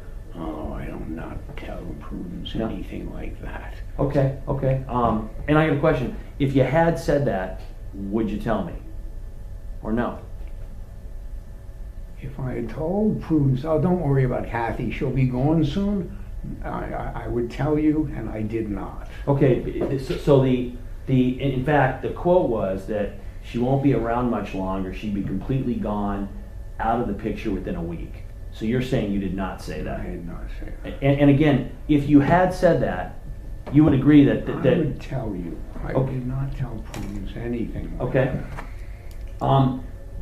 Did you call Prudence? So it's also, she told the police that either the Saturday before Kathy was last seen or the Monday or Tuesday afterwards, that that basically you got a call. So she got a call from you, excuse me, after Kathy's disappearance, and that call, you told her that apparently it was from a payphone, and you said you won't be hearing from me for a while. Do you remember that? Yeah, I remember that. That Was with Peter, whatever the guy's name is, who said that I kicked him in the head. Can't remember his Peter name. Schwartz. That's Wait, it. what do you mean it was with Peter? I lost you on that. Oh. He, and I think, yes, he and Kathy had gone to the police precinct to tell them that I had assaulted Peter Schwartz and kicked him in the head while he was sitting in our apartment drinking tea. I don't think I kicked him in the head. I think he was selling coke to Kathy. Okay. I got back at 2 o'clock Saturday night, grabbed hold of him, and the two of us fell down, and he hit his head on the corner of the desk. Well, do you remember Ellen Tradesman? Oh, Kathy's friend Ellen Tradesman? yes. So, Surprised that she wasn't in any of this. well, Ellen was there, and Ellen said that you Kathy. that you had a fact, Bob. Kathy, not Ellen. Well, not Ellen. Thank you, Kathy. Thank you. Let me show you.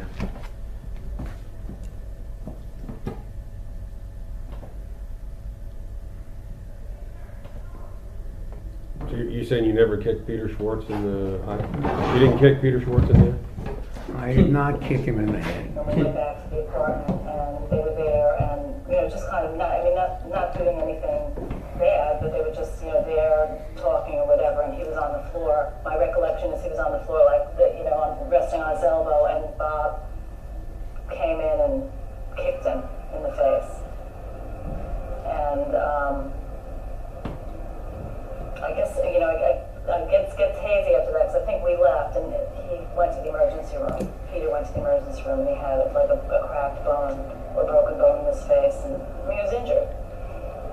But so it was the first time that I had ever seen any violence from Bob. But it was scary. It was probably the first time I ever saw violence from anyone close to me like that. So it was alarming. Is Kathy Traceman saying that she was there when Yes. Peter and I had the She fight? is, yeah, she is. In fact, and I've got. Let me show you. When you look at Peter, You're saying you don't think she was there? Are you saying she was not there? No, she wasn't there. It was just well, Peter and his wife and his wife's girlfriend, his wife's friend, and Kathy and me. There was nobody else there. Well, so that's the injury that he had. Does that make? For Do him. you remember that or no? I remember that he had this thing on his head, and that he and Kathy went to the police precinct. Did you think there was something going on between he and Kathy? No, I didn't really know him that well. I mean, he was married, Right. A photographer, Right. and I never thought that he and Kathy were having an affair. So or when Prudence, slept together or anything like that. at Can I that ask him point- something real quick? Sure. Did you go out to a club that night? Yes. Where'd you go? Do you remember what I went club? to Xenon and then Club 50, Studio 54. How about the Copacabana? Did you go to that club too? Copacabana? Did you go to that club that night? I don't even like Copacabana sounds like something from when I was a little kid. Yeah, I was gonna say. You didn't go to that Before club? my time was Copacabana. Okay. Not before Mike's time though. No. Well, So when when Kathy, at this point in the marriage, when Kathy was having her affair, whatever it was, did that really bother you? Yeah, it Okay. bothered me. But you at the end of the marriage, at this point in time, you're saying Kathy didn't want a divorce, and you did. You wanted her gone. Is that fair? In terms of you wanted her out of the house. She never wanted a divorce. Right. But she somehow had this idea that she could come on to people in front of me, and that I would just keep putting up with it. And I did put up with it for a little bit, and then it got to be too much. Did you speak to my friends, either Nick Chavin or Doug Oliver? No. Do you know why I didn't speak to him? Any guesses? I didn't. Do you know why I didn't speak to him? No. They refused to? No. Think about it. If I would have talked to either one of them, what's the first thing they would have done? Call me. They would have called you, and I didn't want you to know. Okay. So you knew? You knew that that the New York State investigators were going back and looking at your case again recently, right? Recently, in the last, we're talking about now? Yeah, in the last 6 months. Did you know that? Yes. So you know who they were doing that for? Any guesses? I'm assuming it was Andrew. No, they were doing it for me. Ah. So I didn't want you to know that we were looking at this case. You know, because I noticed it was very funny, interesting. When all the interviews of Mark and Andrew, there was one person that you seemed the least comfortable talking about. Do you know who that was? Soon, Kathy. Susan.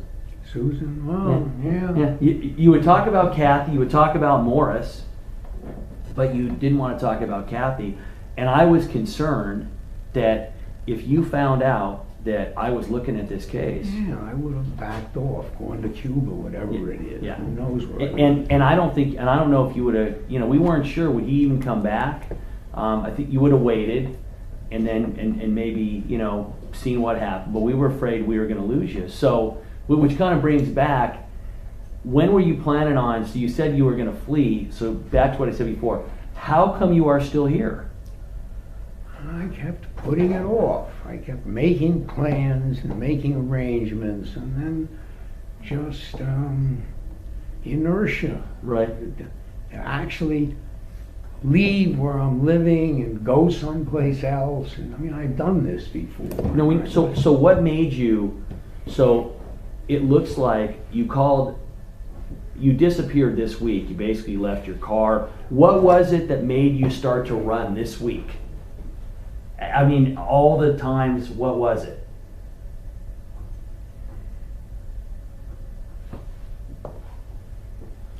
I don't know. I don't know why this week as opposed to last week, or Right. 3 weeks ago, or 2 months ago. Why just right now that I decide, I got to do this? You're not sure? I'm really not very, very sure. Well, so you've been taking all kinds of money out. I've been always withdrawing cash. Right. I use cash instead of credit cards. Oh, no. And also, cash is what I could buy things for. I was arrested with a revolver. Yes. Well, I couldn't walk into a gun store and buy a revolver, Right. obviously. Same thing with the car and the license. I paid for it. So where'd you get the latest gun? For what? So that you had a gun with you. Yeah, that's what I'm saying. You know about the revolver. I do. So where did that one come from? Where'd you find that one? A guy. Oh, a guy. Okay. So you know how to find a gun that's not We're traceable, inmates, so people on the street trust me, right? and I trust them. So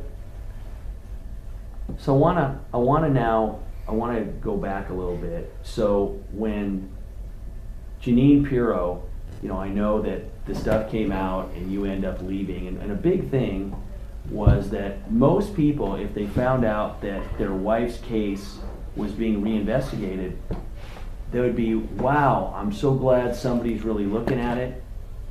What made you run? see, I really can't say why did I run when I did, as opposed to 3 days, 2 weeks, 4 months. No. I'm asking you just period. I'm going back to October 31st, 2000, when you found out from Morty Matz or from Wendy that they had reopened Kathy's case, and your response to that was to leave. You got to Galveston, I think, on November 11th. You stopped using your cell phone. I gotta ask, what made you agree to let Mark and Andrew see all of your stuff with your lawyers and your, all the stuff with Susie Giordano that you said they could look at? Why did you give them that stuff? I don't understand. That just boggles my mind. I was trying to be. I just figured in the way they made all good things, it made me it made me a sympathetic person, as opposed to a super aggressive person, which is pretty much correct. And I wanted them to see the whole thing, and that they would see me as an acceptable human being, as opposed to all this other stuff, and that I couldn't get them to see me as an acceptable human being if I was covering things up. So you knew. So you basically told Susan, give them anything they want. Your lawyer stuff. Yeah. Told Sarah the same thing. Bob, and I absolutely believe it's very interesting. When you saw, so All Good Things, you agree, presents you as somebody who's responsible for 3 murders, right? Right. Plus something else that really bothered you. What was the thing that bothered you most about All Good Things? And you said it to Andrew. Do you remember? Killing all the dogs. Okay. So, but by the way, are you a dog person, right? Yes. I have a dog. I'm very much into my dog. If you go into my, it's very funny. Well, it's not funny, but believe it or not, in me working on this case, I have young kids, and my daughter was afraid. She said, "Hey, is he going to hurt us?" I said, "No, he's not going to hurt you." And then she said, "Is there any way that he's going to hurt our dog?" And I said, "You know what? There's one thing about Bob that I'm very confident of. Bob loves dogs. Bob would never hurt a dog." Oh, you're right. Thank you. I appreciate it. You like dogs, I think, much more than people. Is that right? Yes. So this is so by the way, when this is my guy. I gotta find. So I can't really tell. That's my Great Dane. Doesn't look that great there. Okay. But, yeah. So, you know what? You're absolutely right. I'm gonna show you a better picture where you can see him. He's my boy. He is all right, you have a better picture here. Here we go. That's a big. 170 pounds. That's my Basset It's Hound. 170 pounds. 170 pounds. He is my. You know where he sleeps? I can't anywhere you want. You know it's true. Now you can get an idea. There's his giant head. He sleeps in bed with me. And I told my daughter, listen, Bob is somebody who Bob doesn't kill because he enjoys killing. That's what Cody Gonzalez says. But if you back him into a corner, he'll kill you. Well, I think that I will tell you. I don't think, this is my opinion, I don't think you planned out the killing of Kathy. I think that happened and you were stuck with it. I do think you planned out Susan, and I think you planned out Morris, but I think what happened with Susan is, Susan told you that the police had contacted her, remember? Yep. And she told you, remember, who did she tell you contacted her? And you told this to Mark and Andrew. Susan told me that she'd been contacted by Los Angeles detectives and New York detectives, and they want to come talk to me. And if I asked you on a scale of 1 to 100, with 1 being I'm not sure she said it and 100 being I'm positive, you would say Said what? that Susan told you that. Yes. 100, right? Susan definitely told me Okay. that she'd been contacted by I'm gonna tell you something. That wasn't true. They had not contacted her. They were planning on contacting her. They had never contacted her. Oh, you know what? That might have come out in the. Did you knew that before I just said it right now because it came out in the show, right? Has that already come out or no? I can't remember what's out in the show. Did you know what I just told you or no? Is that a new piece? No, I did not know Yeah. that they had not contacted No, her. they had not. They were planning on it. So I'm trying to figure out why would Susan tell you that if it hadn't happened? I mean, any idea? If the detectives had not called her, They had. and I do believe she was told by the reporters that the detectives are going to interview her. She had not been at that time. There's not a reporter that had contacted her, and no reporter knew what the police were doing. So what I'm telling you is, Susan lied to you about that. So I know it's not true. You just said Susan told me that the LA police had contacted her. I think she used the word detective. Yeah, LA detectives. I was never right. sure whether it was the LA or the New York or right. both. But I'm telling you, did not happen. So I had to figure out why would Susan tell you that. Do you know what I think? Any guess? I can't guess.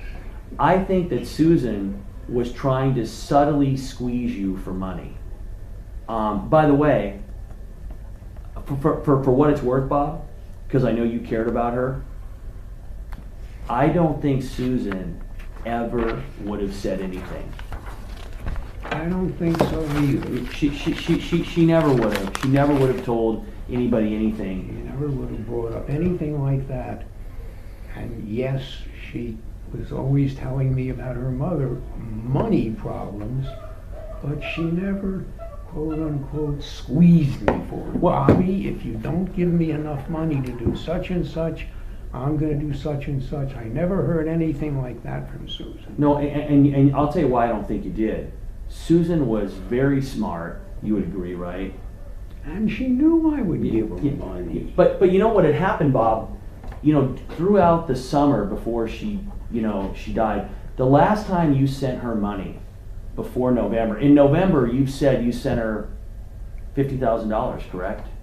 2 checks. Yeah, for $25,000 apiece. And that was in November, right? I honestly don't remember exactly when it was, but it was 2 checks separated by about 3-4 weeks, Okay. each for $25,000. And you know that we have, we have the envelope that you were shown by Mark and Andrew. That's one of the checks, right? Right. And the letter. You like green pen. Why do you like green pen? I liked it. It was different. People recognized, oh, it's Bob's handwriting. That was when the faxes first came in, and you couldn't tell the original Right. from the copy. So they were insisting that you sign documents in blue rather than black. Right. I was going to do it in green, to be different. Everybody ridiculed it, but that's what I did. One of my favorite quotes, again, that you had with Mark and Andrew, is you would say, they would ask, most people try to say how hard they work, and you would say, I would show up at noon wearing a jockstrap high and tell them the waste of a day is to do blah blah blah, and then you said, I would lord it over them that I didn't have to do that because I wasn't trying to make money. well, no, you'd say because I was me. Is it fair to say that kind of in your life that you have kind of lived by your own rules?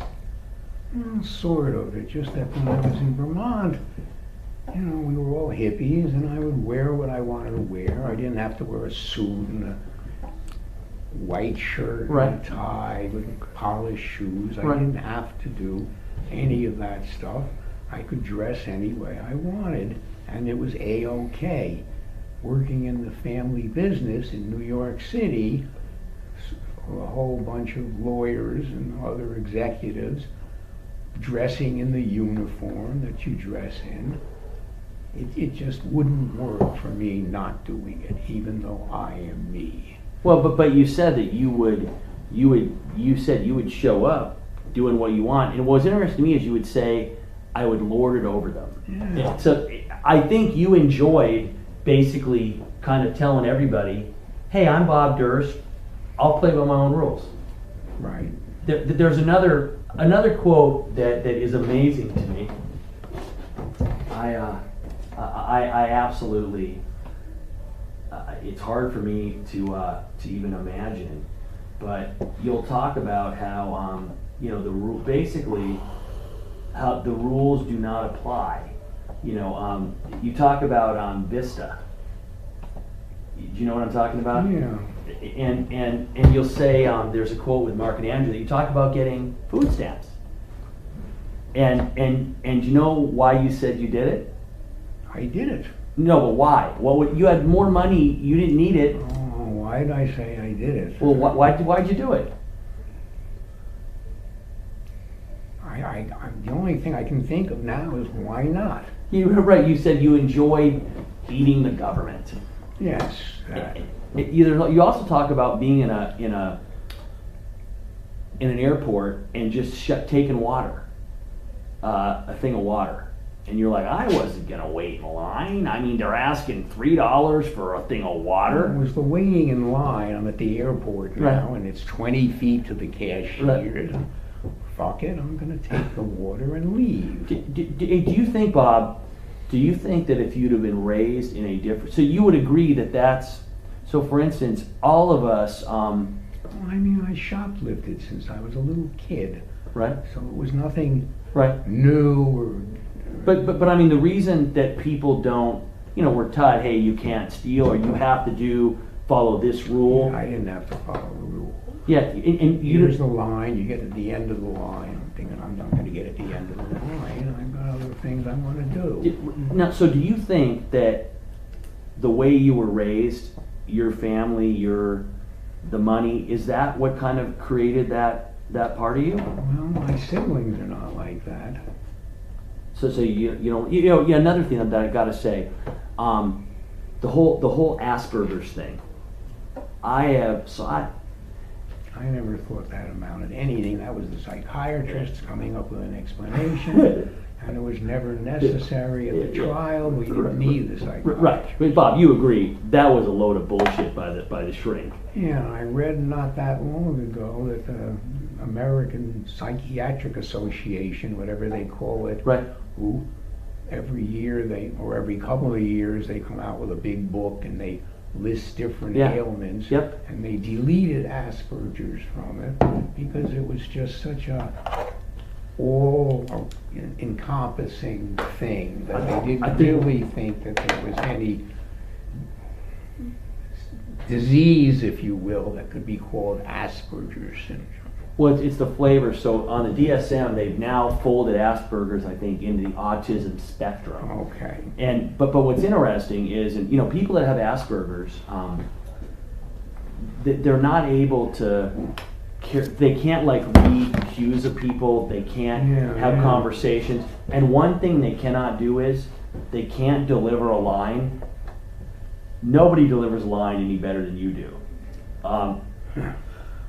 Yeah, the thing with Asperger's is the intelligent people who don't get along or don't enjoy communicating with other people, and that is certainly me. Well, you know what though? So to me, your issue with other people is not that you don't sometimes know how to interact with them. You're just going, I don't want to, I don't have to, I'm going to do what I want. I mean, agree?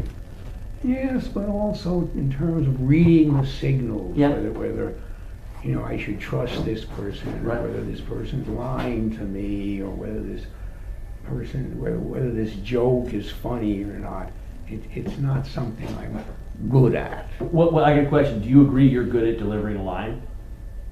Sure. So there's a part in it, I don't know if you've noticed, but you're describing, one of my favorite things that you describe as you go, so I get arrested, and I say to the guy, what do I have to do to get out of here? And Yeah, I remember that real well. And I love when you tell the story. Tell that one. I love that story. That's my favorite one. what do I do to get out of here? Your bond has been set at $250,000. I said, so what do I do now? He says, do you have $250,000? I'm thinking $250,000, that's a whole lot of cash. You know, fill up a valise. I say, not on me. And you understand that they had Nobody is going to say that. no, but they had no idea who you were. $250,000, that's what lots of people make over a big chunk of their life. Right. They were shocked when Cody tells the same story, and he doesn't deliver the line as good as you do. So it was funny when I was watching. I knew that you had some good lawyers, by the way. I had great lawyers. I was right away picturing $250,000. That means 25 of those $10,000 envelopes. You need a small suitcase, right, or a big valise, right, or something. I went through my mind, 25 of those things would be like that. No, I don't have it on me. Right, but nobody else, Bob, is going. People, when you're going, do you have $250,000? The cop who asked you that is going, well, of course you have $250,000. You're living in a $300 a month, room in Galveston. They had no idea. Hey, by the way, did you know? So I've gone through the Galveston thing, and by the way, you cannot be prosecuted for that murder again. You're aware of that? I'm right? aware of that. Yeah. Do you? So the story, it's very clear to me that what happened was Morris knew who you were. You haven't disputed that, right? I didn't hide it. What's that? Yeah, no, and he knew who you were. And the problem with Morris was that Morris was pushy and a pain in the ass, and he was putting pressure on you to basically set him up, in a house with you. Yes. And you wanted to leave. I was finished Right. with Morris. I was finished with Right. Galveston. I was going someplace else for my life. Now, one of the things that's interesting, I got to know you. You're a very private person. Do you agree? No, I don't have close friends. Yeah. And so I knew the Galveston story wasn't true as soon as I heard you say that you gave Morris a key to the place. I knew right there you would never give him a key. I never give anybody a key unless yeah. they were, very, very tight. Right. So I knew. So I got a question. So you got away with that one. When the verdict came out, do you remember what you said? You thought they said guilty, huh? Because you said, did they say not? That was my little joke. Everybody reported that I looked absolutely shocked. I would have been shocked if they'd come back and said guilty. I can't say that I expected them to come back and say not guilty, because a hung jury was what I expected. But I remember turning to Dick and saying, did they say not? And then turning to Chip and saying, did they say not? So That was me. you were just kind of taunting the. That's my sense of humor. So obviously, the story about giving him the key, now that we know, that was bullshit. I didn't give him a key, but he had a key. I was aware that he had a key. Well, so here's what you said. You said that you gave him a key, and then you said that when he shot in the house, Took the key away. you took the key away. So let me tell you right now, I've gotten to know you well enough. There's no way you give Morris a key to your house when you're not there. You're a private guy. And you're not concerned enough, you don't care enough about Morris to worry that he can use your place when you're gone. You would agree that's not you, right? I wouldn't let him use the place, but I was aware that he had obtained a key, and I never took it away from him. Well, you had said that you actually said you took the key away from him, but you said that you thought he had copied it. Seemingly. Yeah, so you also said that he shot at the house. Is that, Yeah, he that's shot. not, didn't that try to get us or no? No. While I was in the bathroom, he shot the eviction notice, or said he shot the eviction notice, or said he shot at the eviction notice. So, are you saying that happened? Yes, that happened.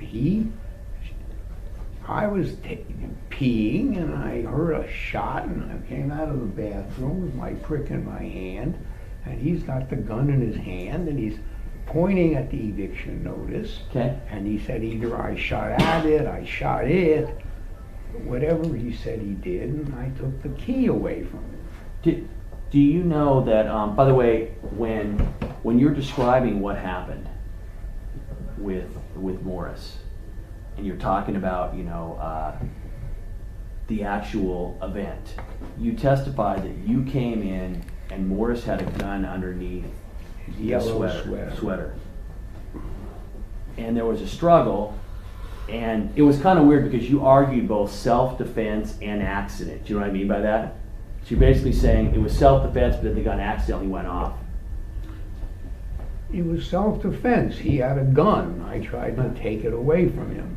Do you know that you told Sarah a completely different story? What did I tell Sarah? You told Sarah that you came home and Morris was there and you went and you retrieved the gun. I retrieved the gun. That's what you told Sarah.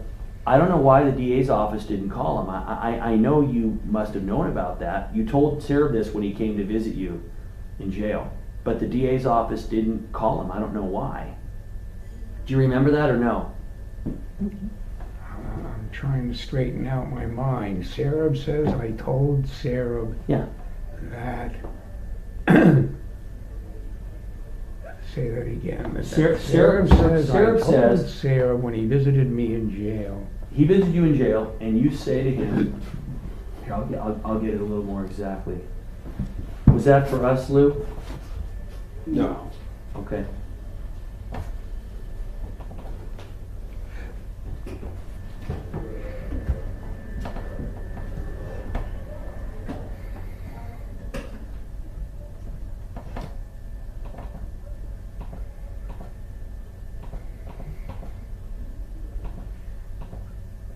I remember hiding the gun.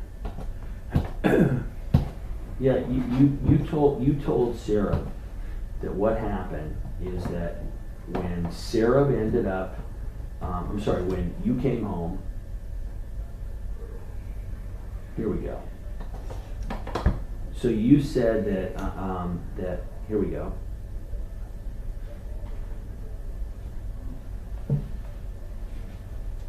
One second.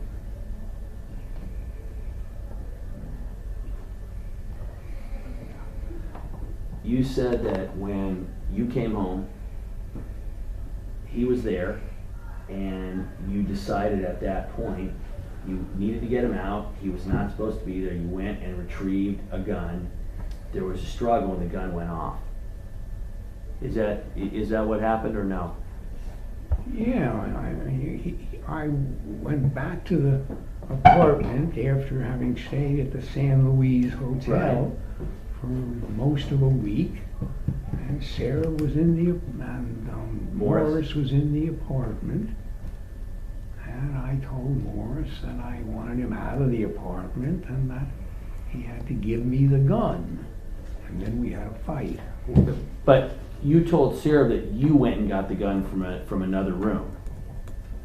Do you remember telling Sarah that? No, I was trying to. there weren't any other rooms. It was a studio with a.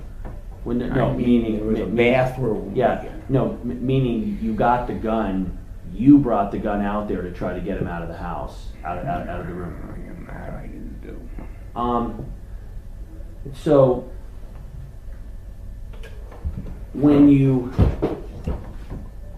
know, Susan was trying to reach you over that summer before she died. She was trying to reach you to get money, and you weren't returning her calls. Do you know why? I don't remember any such thing. I remember giving her money whenever she asked for it. How much money do you think? By the way, do you still have your bank records? Did you keep your? From 10 years ago? Oh no, it'd be 15 years keep ago. them. No, I don't save stuff like that. I mean, I have what went on my tax returns. You know, if there was something that was deductible or there was income, and I had given the information to the accountant. But you didn't save them. I'm just trying to figure out, because Susan was telling people near the time she died that she was upset with you because she couldn't find you. You seemed like you weren't returning your calls. She wrote you a letter. She wrote you a letter.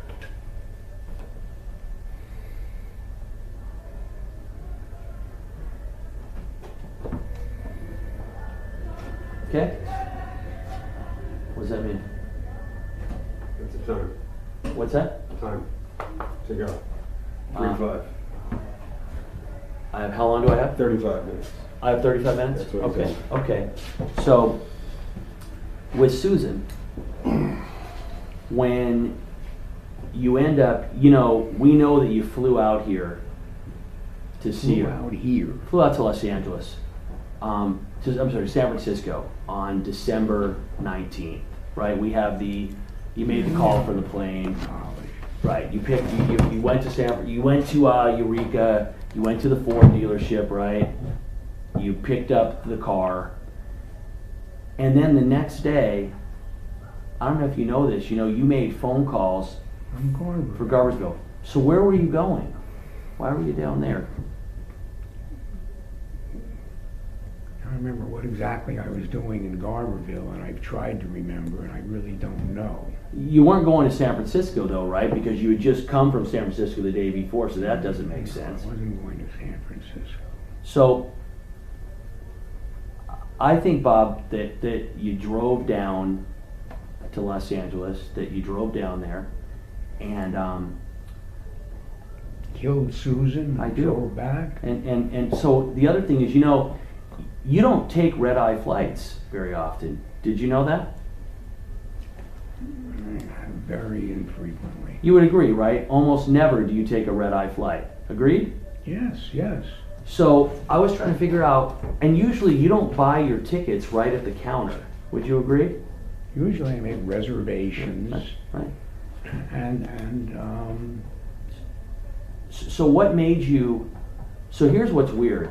You also had a pattern, which you've explained. You fly from from San Francisco to Eureka, New York, San Francisco to Eureka, Eureka back to San Francisco and back to New York. So on December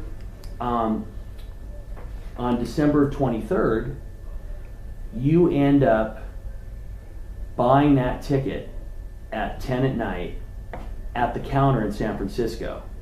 You didn't fly from Eureka, so why was it that you bought straight from San Francisco? Why didn't you go back to Eureka? What were you doing that made you get down to San Francisco? And why? It just doesn't make sense.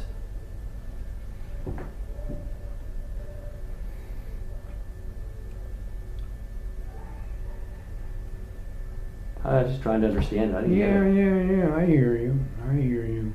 I'm just not going to be able to answer that because I just don't. Okay, that's fair. But you agree it's hard to explain. Unusual. Yeah, okay. Listen, fair. So, and I couldn't even figure out why you were flying out. At that time, you already sold your house. So what made you take a 4-day trip? What were you doing out there? Do you remember? I think I was wrapping up my affairs. I had sold the house. Right. I still had an office. Right. I still had a car. And I think I went out there to take my stuff out of the office. It was rented. and to sell the car. Did you end up, what did you end up doing with the car? I sold it. Did you remember where? Did you sold it in Eureka, right? In whatchamacallit, in Trinidad. I think you got them. You sold the car in Trinidad, right?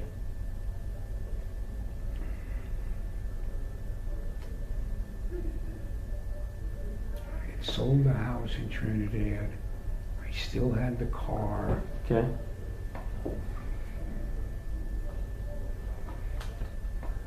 I think I sold the car in San Francisco. I'm just not sure what I did with that. That was a Ford Explorer. Right. Green car. They don't make them anymore. It was an SUV with just 2 doors. Right. I just don't remember where I sold it, but when I went out to California, I was wrapping up my affairs, taking my stuff out of the office and selling the car. So I just don't remember where I sold the car. But you agree it was very strange for you to be going out here. When you were asked about it, you said you were out here for a couple of weeks. But That's what I thought. right, but you were only out there for 4 days. 4 days. And you agree you didn't take 4-day trips to San Francisco back then. Not from New York. Right. No. Yeah. So as you sit here, it's fair to say you really can't explain it. I can't explain it. Hey, listen, that's fair. So when we get to the writing, you've been shown the letter and the cadaver note, and your response was when you saw it, I'm not going to show it to you. You know what you said, right? You remember what you said when you saw it. When Mark and Andrew showed you, right? They asked me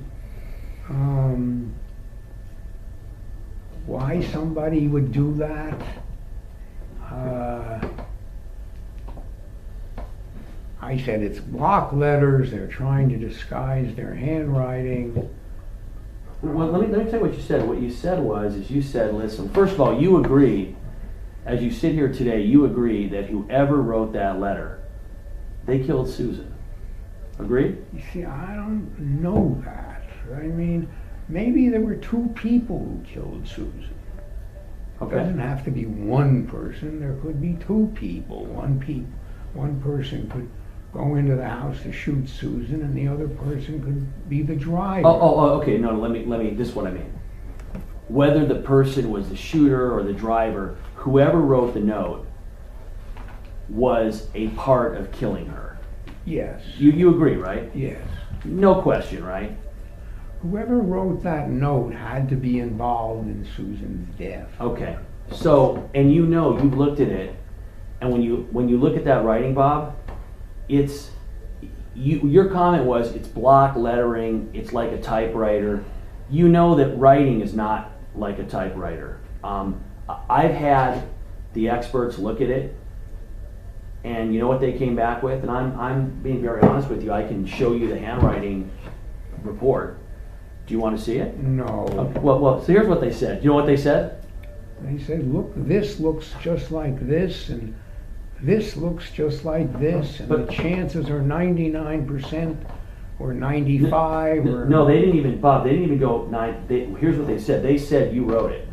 They said no question. So look, this is the handwriting. One of these is the one you wrote to Susan before, and one of them is the cadaver note. Can you tell me which one of these you didn't write? I couldn't begin to. Yeah, because they look identical. Agreed? If not identical, extremely similar. So would you agree that there's no way that somebody could just randomly write that way? So either, you would agree, either you wrote both or somebody forged one of them. Would you agree that would have to be the explanation? No? I've seen what these writing exemplars mean. I've seen a friend of mine, a lawyer, Yeah? showed me things that are not the same in both of them. Right? I mean, look at the N in Benedict and then the other N. They don't really look very similar at all, just looking at the N's. So I would agree that they look very, very, very similar.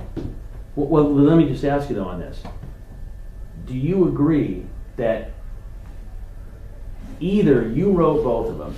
That's one. You agree that's a possibility, and that's a fair. Possibility. And that's a, when you look at it, that's a fair thing for somebody to think, right? That's reasonable.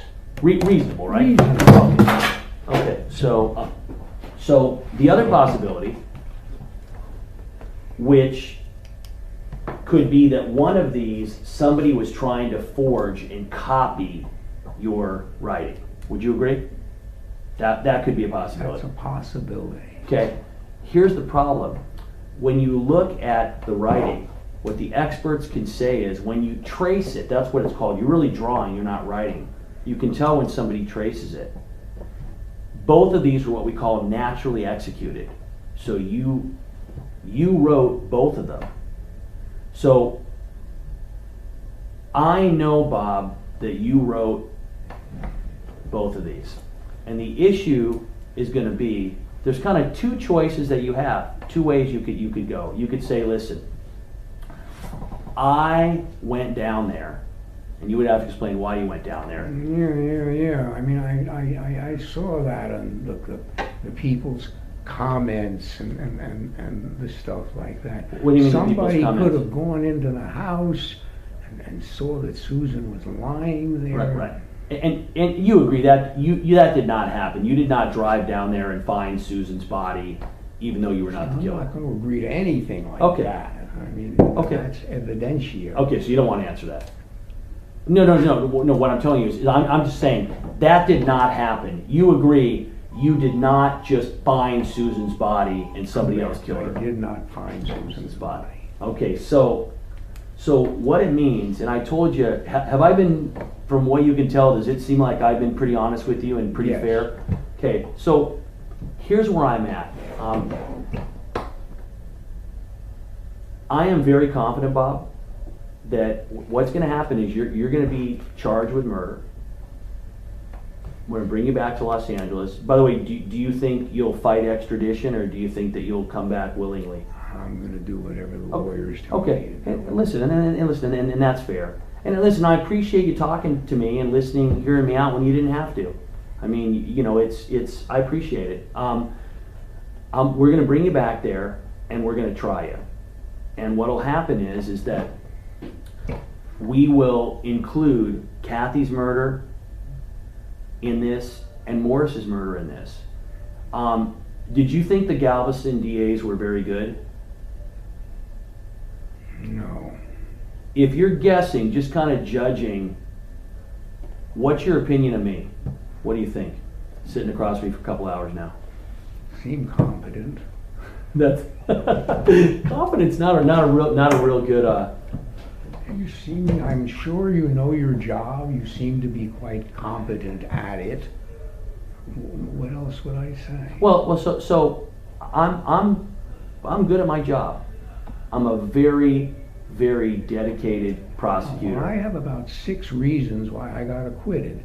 The first one is I have the best lawyers in the court. No question. The second one is that Cody Cazales turned the jury off big time. Right. He walked around that courtroom with his chest out and his badge and gun out. Right. And made it very apparent to everybody that he thought this whole thing with the jury and the judge and everything is a waste of time. I'm Cody Cazales. I say he did it. That's all you need. That's 2. Yeah. What else? The Galveston DA, Mr. Sistrunk, Yeah. was pretty good, but his assistant, Who's the mumbler? Which the guy that mumbled? It's the other one, right? Joel, I couldn't understand a lot of what they couldn't said. understand what he said, and he was just so totally wrong about so many things that was another big reason in my mind why I got acquitted. What about number 4? Let me see if I can get to number 4. Is that the jury essentially believed me, or if they didn't believe everything that I said, Sistrunk wasn't really, and Sistrunk had turned most of it over to Joel, whatever his name Right. is, and Joel had done a, excuse me, terrible job. Right. What about number 5? I don't know anymore, What? but there was What- 6 things which I thought resulted, excuse me, and this might be number 1, everybody thought that I was going to get up on the stand and go bananas. Right. I killed her, I wanted to do it, Right. kill him. Like Jack Nicholson in what's that movie? You know the minute I'm talking about, he goes, "You can't handle the truth." I remember Yeah, that. yeah. I So remember they thought that's what you were going to do. They thought I was going to freak out. Yeah. Now, listen, you were brilliant on the stand. And I will tell you what- Sistrunk thought I was going to freak out, and I think even my lawyers thought there was a real good chance that I would freak out. How much? Hey, Bob. How much of what you did on the stand was you, and how much of it was them kind of helping? In other words, did you do that all yourself? That was brilliant. I mean, I got to tell you, it was brilliant. No, I mean, I went over what happened repeatedly, Right? and the jury consultant, Robert Hirschman, Yeah. he said you can't say things like that. And I had just said that, well, I'm a millionaire, I don't have to work, I get up most mornings and smoke pot. And he said, our jurors are not millionaires. Right. Our jurors don't get up every morning and smoke pot. You can't walk in and say that. Just don't say it. There's no reason you should say it. Right. Don't say it. It's going to turn everybody off. You know what? You know what you didn't say about the reason that you. It's funny when you talk about Galveston. Like you'll be asked. You talk about it when you're explaining what happened. You'll say, "What was my defense? How was I going to beat the case?"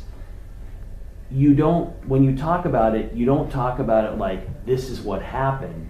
You talk about it like, how did I beat it? In other words, when you're talking to, you know what I mean? Yeah, that's Michael Jackson's thing. Beat it, beat it, beat it. That's how I felt about it. No, but what I mean is, Bob, is that, so it's a difference between somebody saying, hey, this is what happened, and I told my story of what happened, versus this is what I decided to say that was going to beat the case. You talk about how self-defense, you'll say, in Texas, there are very few things you cannot do to somebody who, you know, Find in your house. in your house. You say you're not supposed to shoot them, but there is a big case where it happened from long distance with a rifle, and when you're talking about it, though, you don't sound like you're talking about, hey, this is what happened. You sound like you're talking about What should I say? what should you say? I mean, do you agree that's what it sounds like? And to some extent it is. As Yeah. I just said, I can't say on such and such a morning, Right. I got up and I got stoned and I went out. And By the way, when you talk about dismembering Morris and you say how stoned you were, etc., there's a line that you say. How much time do we have, Mike? Oh, about 15 minutes. Okay. There's a line that you say. Let me find it. Hey, by the way, Bob, have you better talking to us, right, than being out there? You haven't minded having this conversation with us? I haven't minded, excuse me, at all. I'm just looking for it. You had a very interesting comment that I want to find here. Okay. When you listen to this, Bob, you sound like you say, well, I decided I would wait until I would pick it up and carry it out there. And then I realized I wasn't picking up that body and carrying it anywhere because it was much Too heavy. and you stopped yourself. I think what you were going to say was it was much heavier than Kathy. Listen for a sec. Listen for a sec. So when did you decide to do the government body? Can you hear? Well, I decided I'd wait till night and then I'd pick it up and carry it out of there. And then I realized I wasn't picking up that body and carrying it anywhere because it was much much. I mean, I wasn't strong enough to do it. I could drag it out, but I just couldn't see. I mean, I thought about putting it in a sleeping bag or something and then dragging the whole thing out, but good God, that's ridiculous. So instead, I decided to. It wasn't till the next day when I can't just drag it out, that I'm going to have to dismember this body. So, you said that you were really drunk and really high, etc. But you know, you went to Walmart and you got the money orders to pay Morris's rent in advance for a long time. Do you remember doing that? Sure. So that says to me that you clearly had to know what you were doing. That's a smart move because you did not want people to find out. You know? I did not want the landlord, Klaus Right. Dillman, Right. to go to the house and say Right. to Morris, Right. where's the check? Do you know what? Tell me, how did you? So, by the way, cutting somebody up with a saw is a really difficult thing to do, I agree. and you've done that now twice, correct? I'm not going to go there. I've Okay, done okay, that okay, now all right. Once. Okay. I gotta ask. You were able, if you know that the way the body was cut, somebody knew how to cut the joints. You see, I don't know that. Subsequently, I've been told that a surgeon would cut up a body the same way you Yeah. do a chicken. You go into the joint and you cut around the joint to get rid of all the ligaments, and then the thing comes out. You're not going to go and try to cut through the goddamn bone like Right. I did, which was hard. Well, you did a pretty good job. The thing that Cutting through a bone is not easy with anything. no, it's definitely not easy. It's definitely not easy. I don't think you were drunk. I mean, I think you knew what you were doing. You didn't cut yourself, right? I mean, you were able to get this I done. don't remember if I cut myself or not, but I know that cutting up that body the way I was doing it was the hard way. The proper way is what a surgeon would do with a scalpel, and he would cut around the ligaments and then do it in the joint, not on the bone. Would you agree, Bob, that somebody who could dismember somebody like that, you can understand why we would suspect you of having Yeah, killed that's you? what Kathy, Mother, and what Gilberti, and I'm sure the other ones think. I did Okay. to Kathy. So I would like to, are you willing to continue? You're going to be going to court right now. I'm going to court. Yeah, this morning, I was hoping we could talk to you longer, but they have to get you to court. I would like to talk to you afterwards. It's up to you if you're willing to talk to me or not. You know, it's like I said before, this is all voluntary. No, I hear you, and I have no problem with what you're saying. Okay.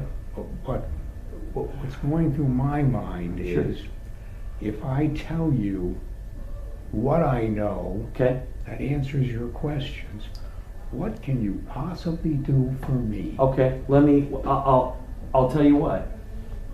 If you are willing to speak to me when you get back from court, we can talk about that, and I can tell you. I can tell you, Bob. I'm very willing to talk to you, and as I said, I'm 72. If I go ahead with what my lawyers are telling me and fight with you, and let's say I win, then I'm 2 years later 74 with a couple of years But left. Bob, So I'm gonna tell you something right now. You're not gonna win.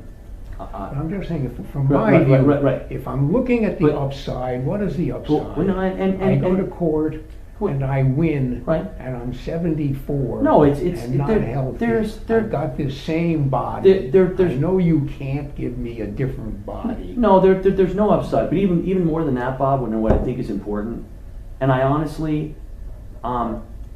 think that there is there is good in you that wants to, I think you feel bad about Kathy, I think you feel bad about Susan, and I think that you're trying to figure out a way where you can, let me just put it this way.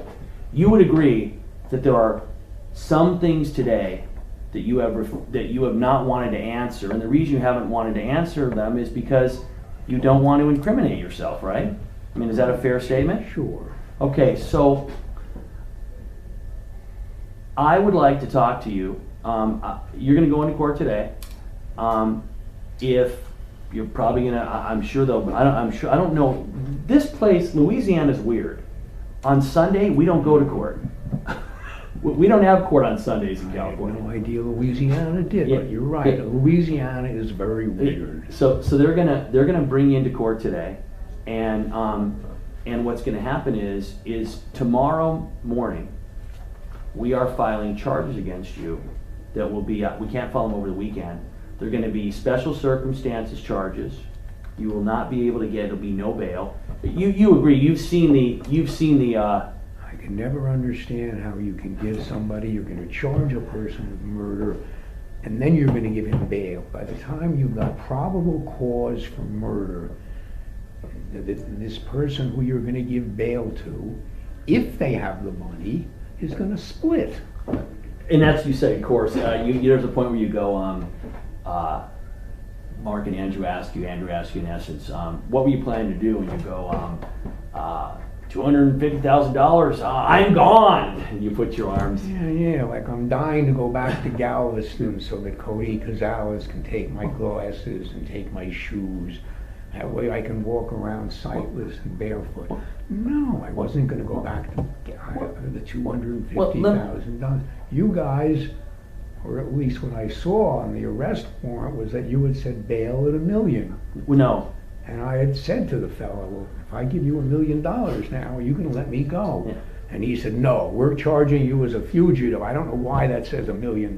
Yeah, it's so I can tell you that today you're not going to, and you understand. If you told me something else, I don't know that I would believe you. No, listen, and I've been, honestly, Bob, you'll go back. Have you caught me in any lies today during our conversation?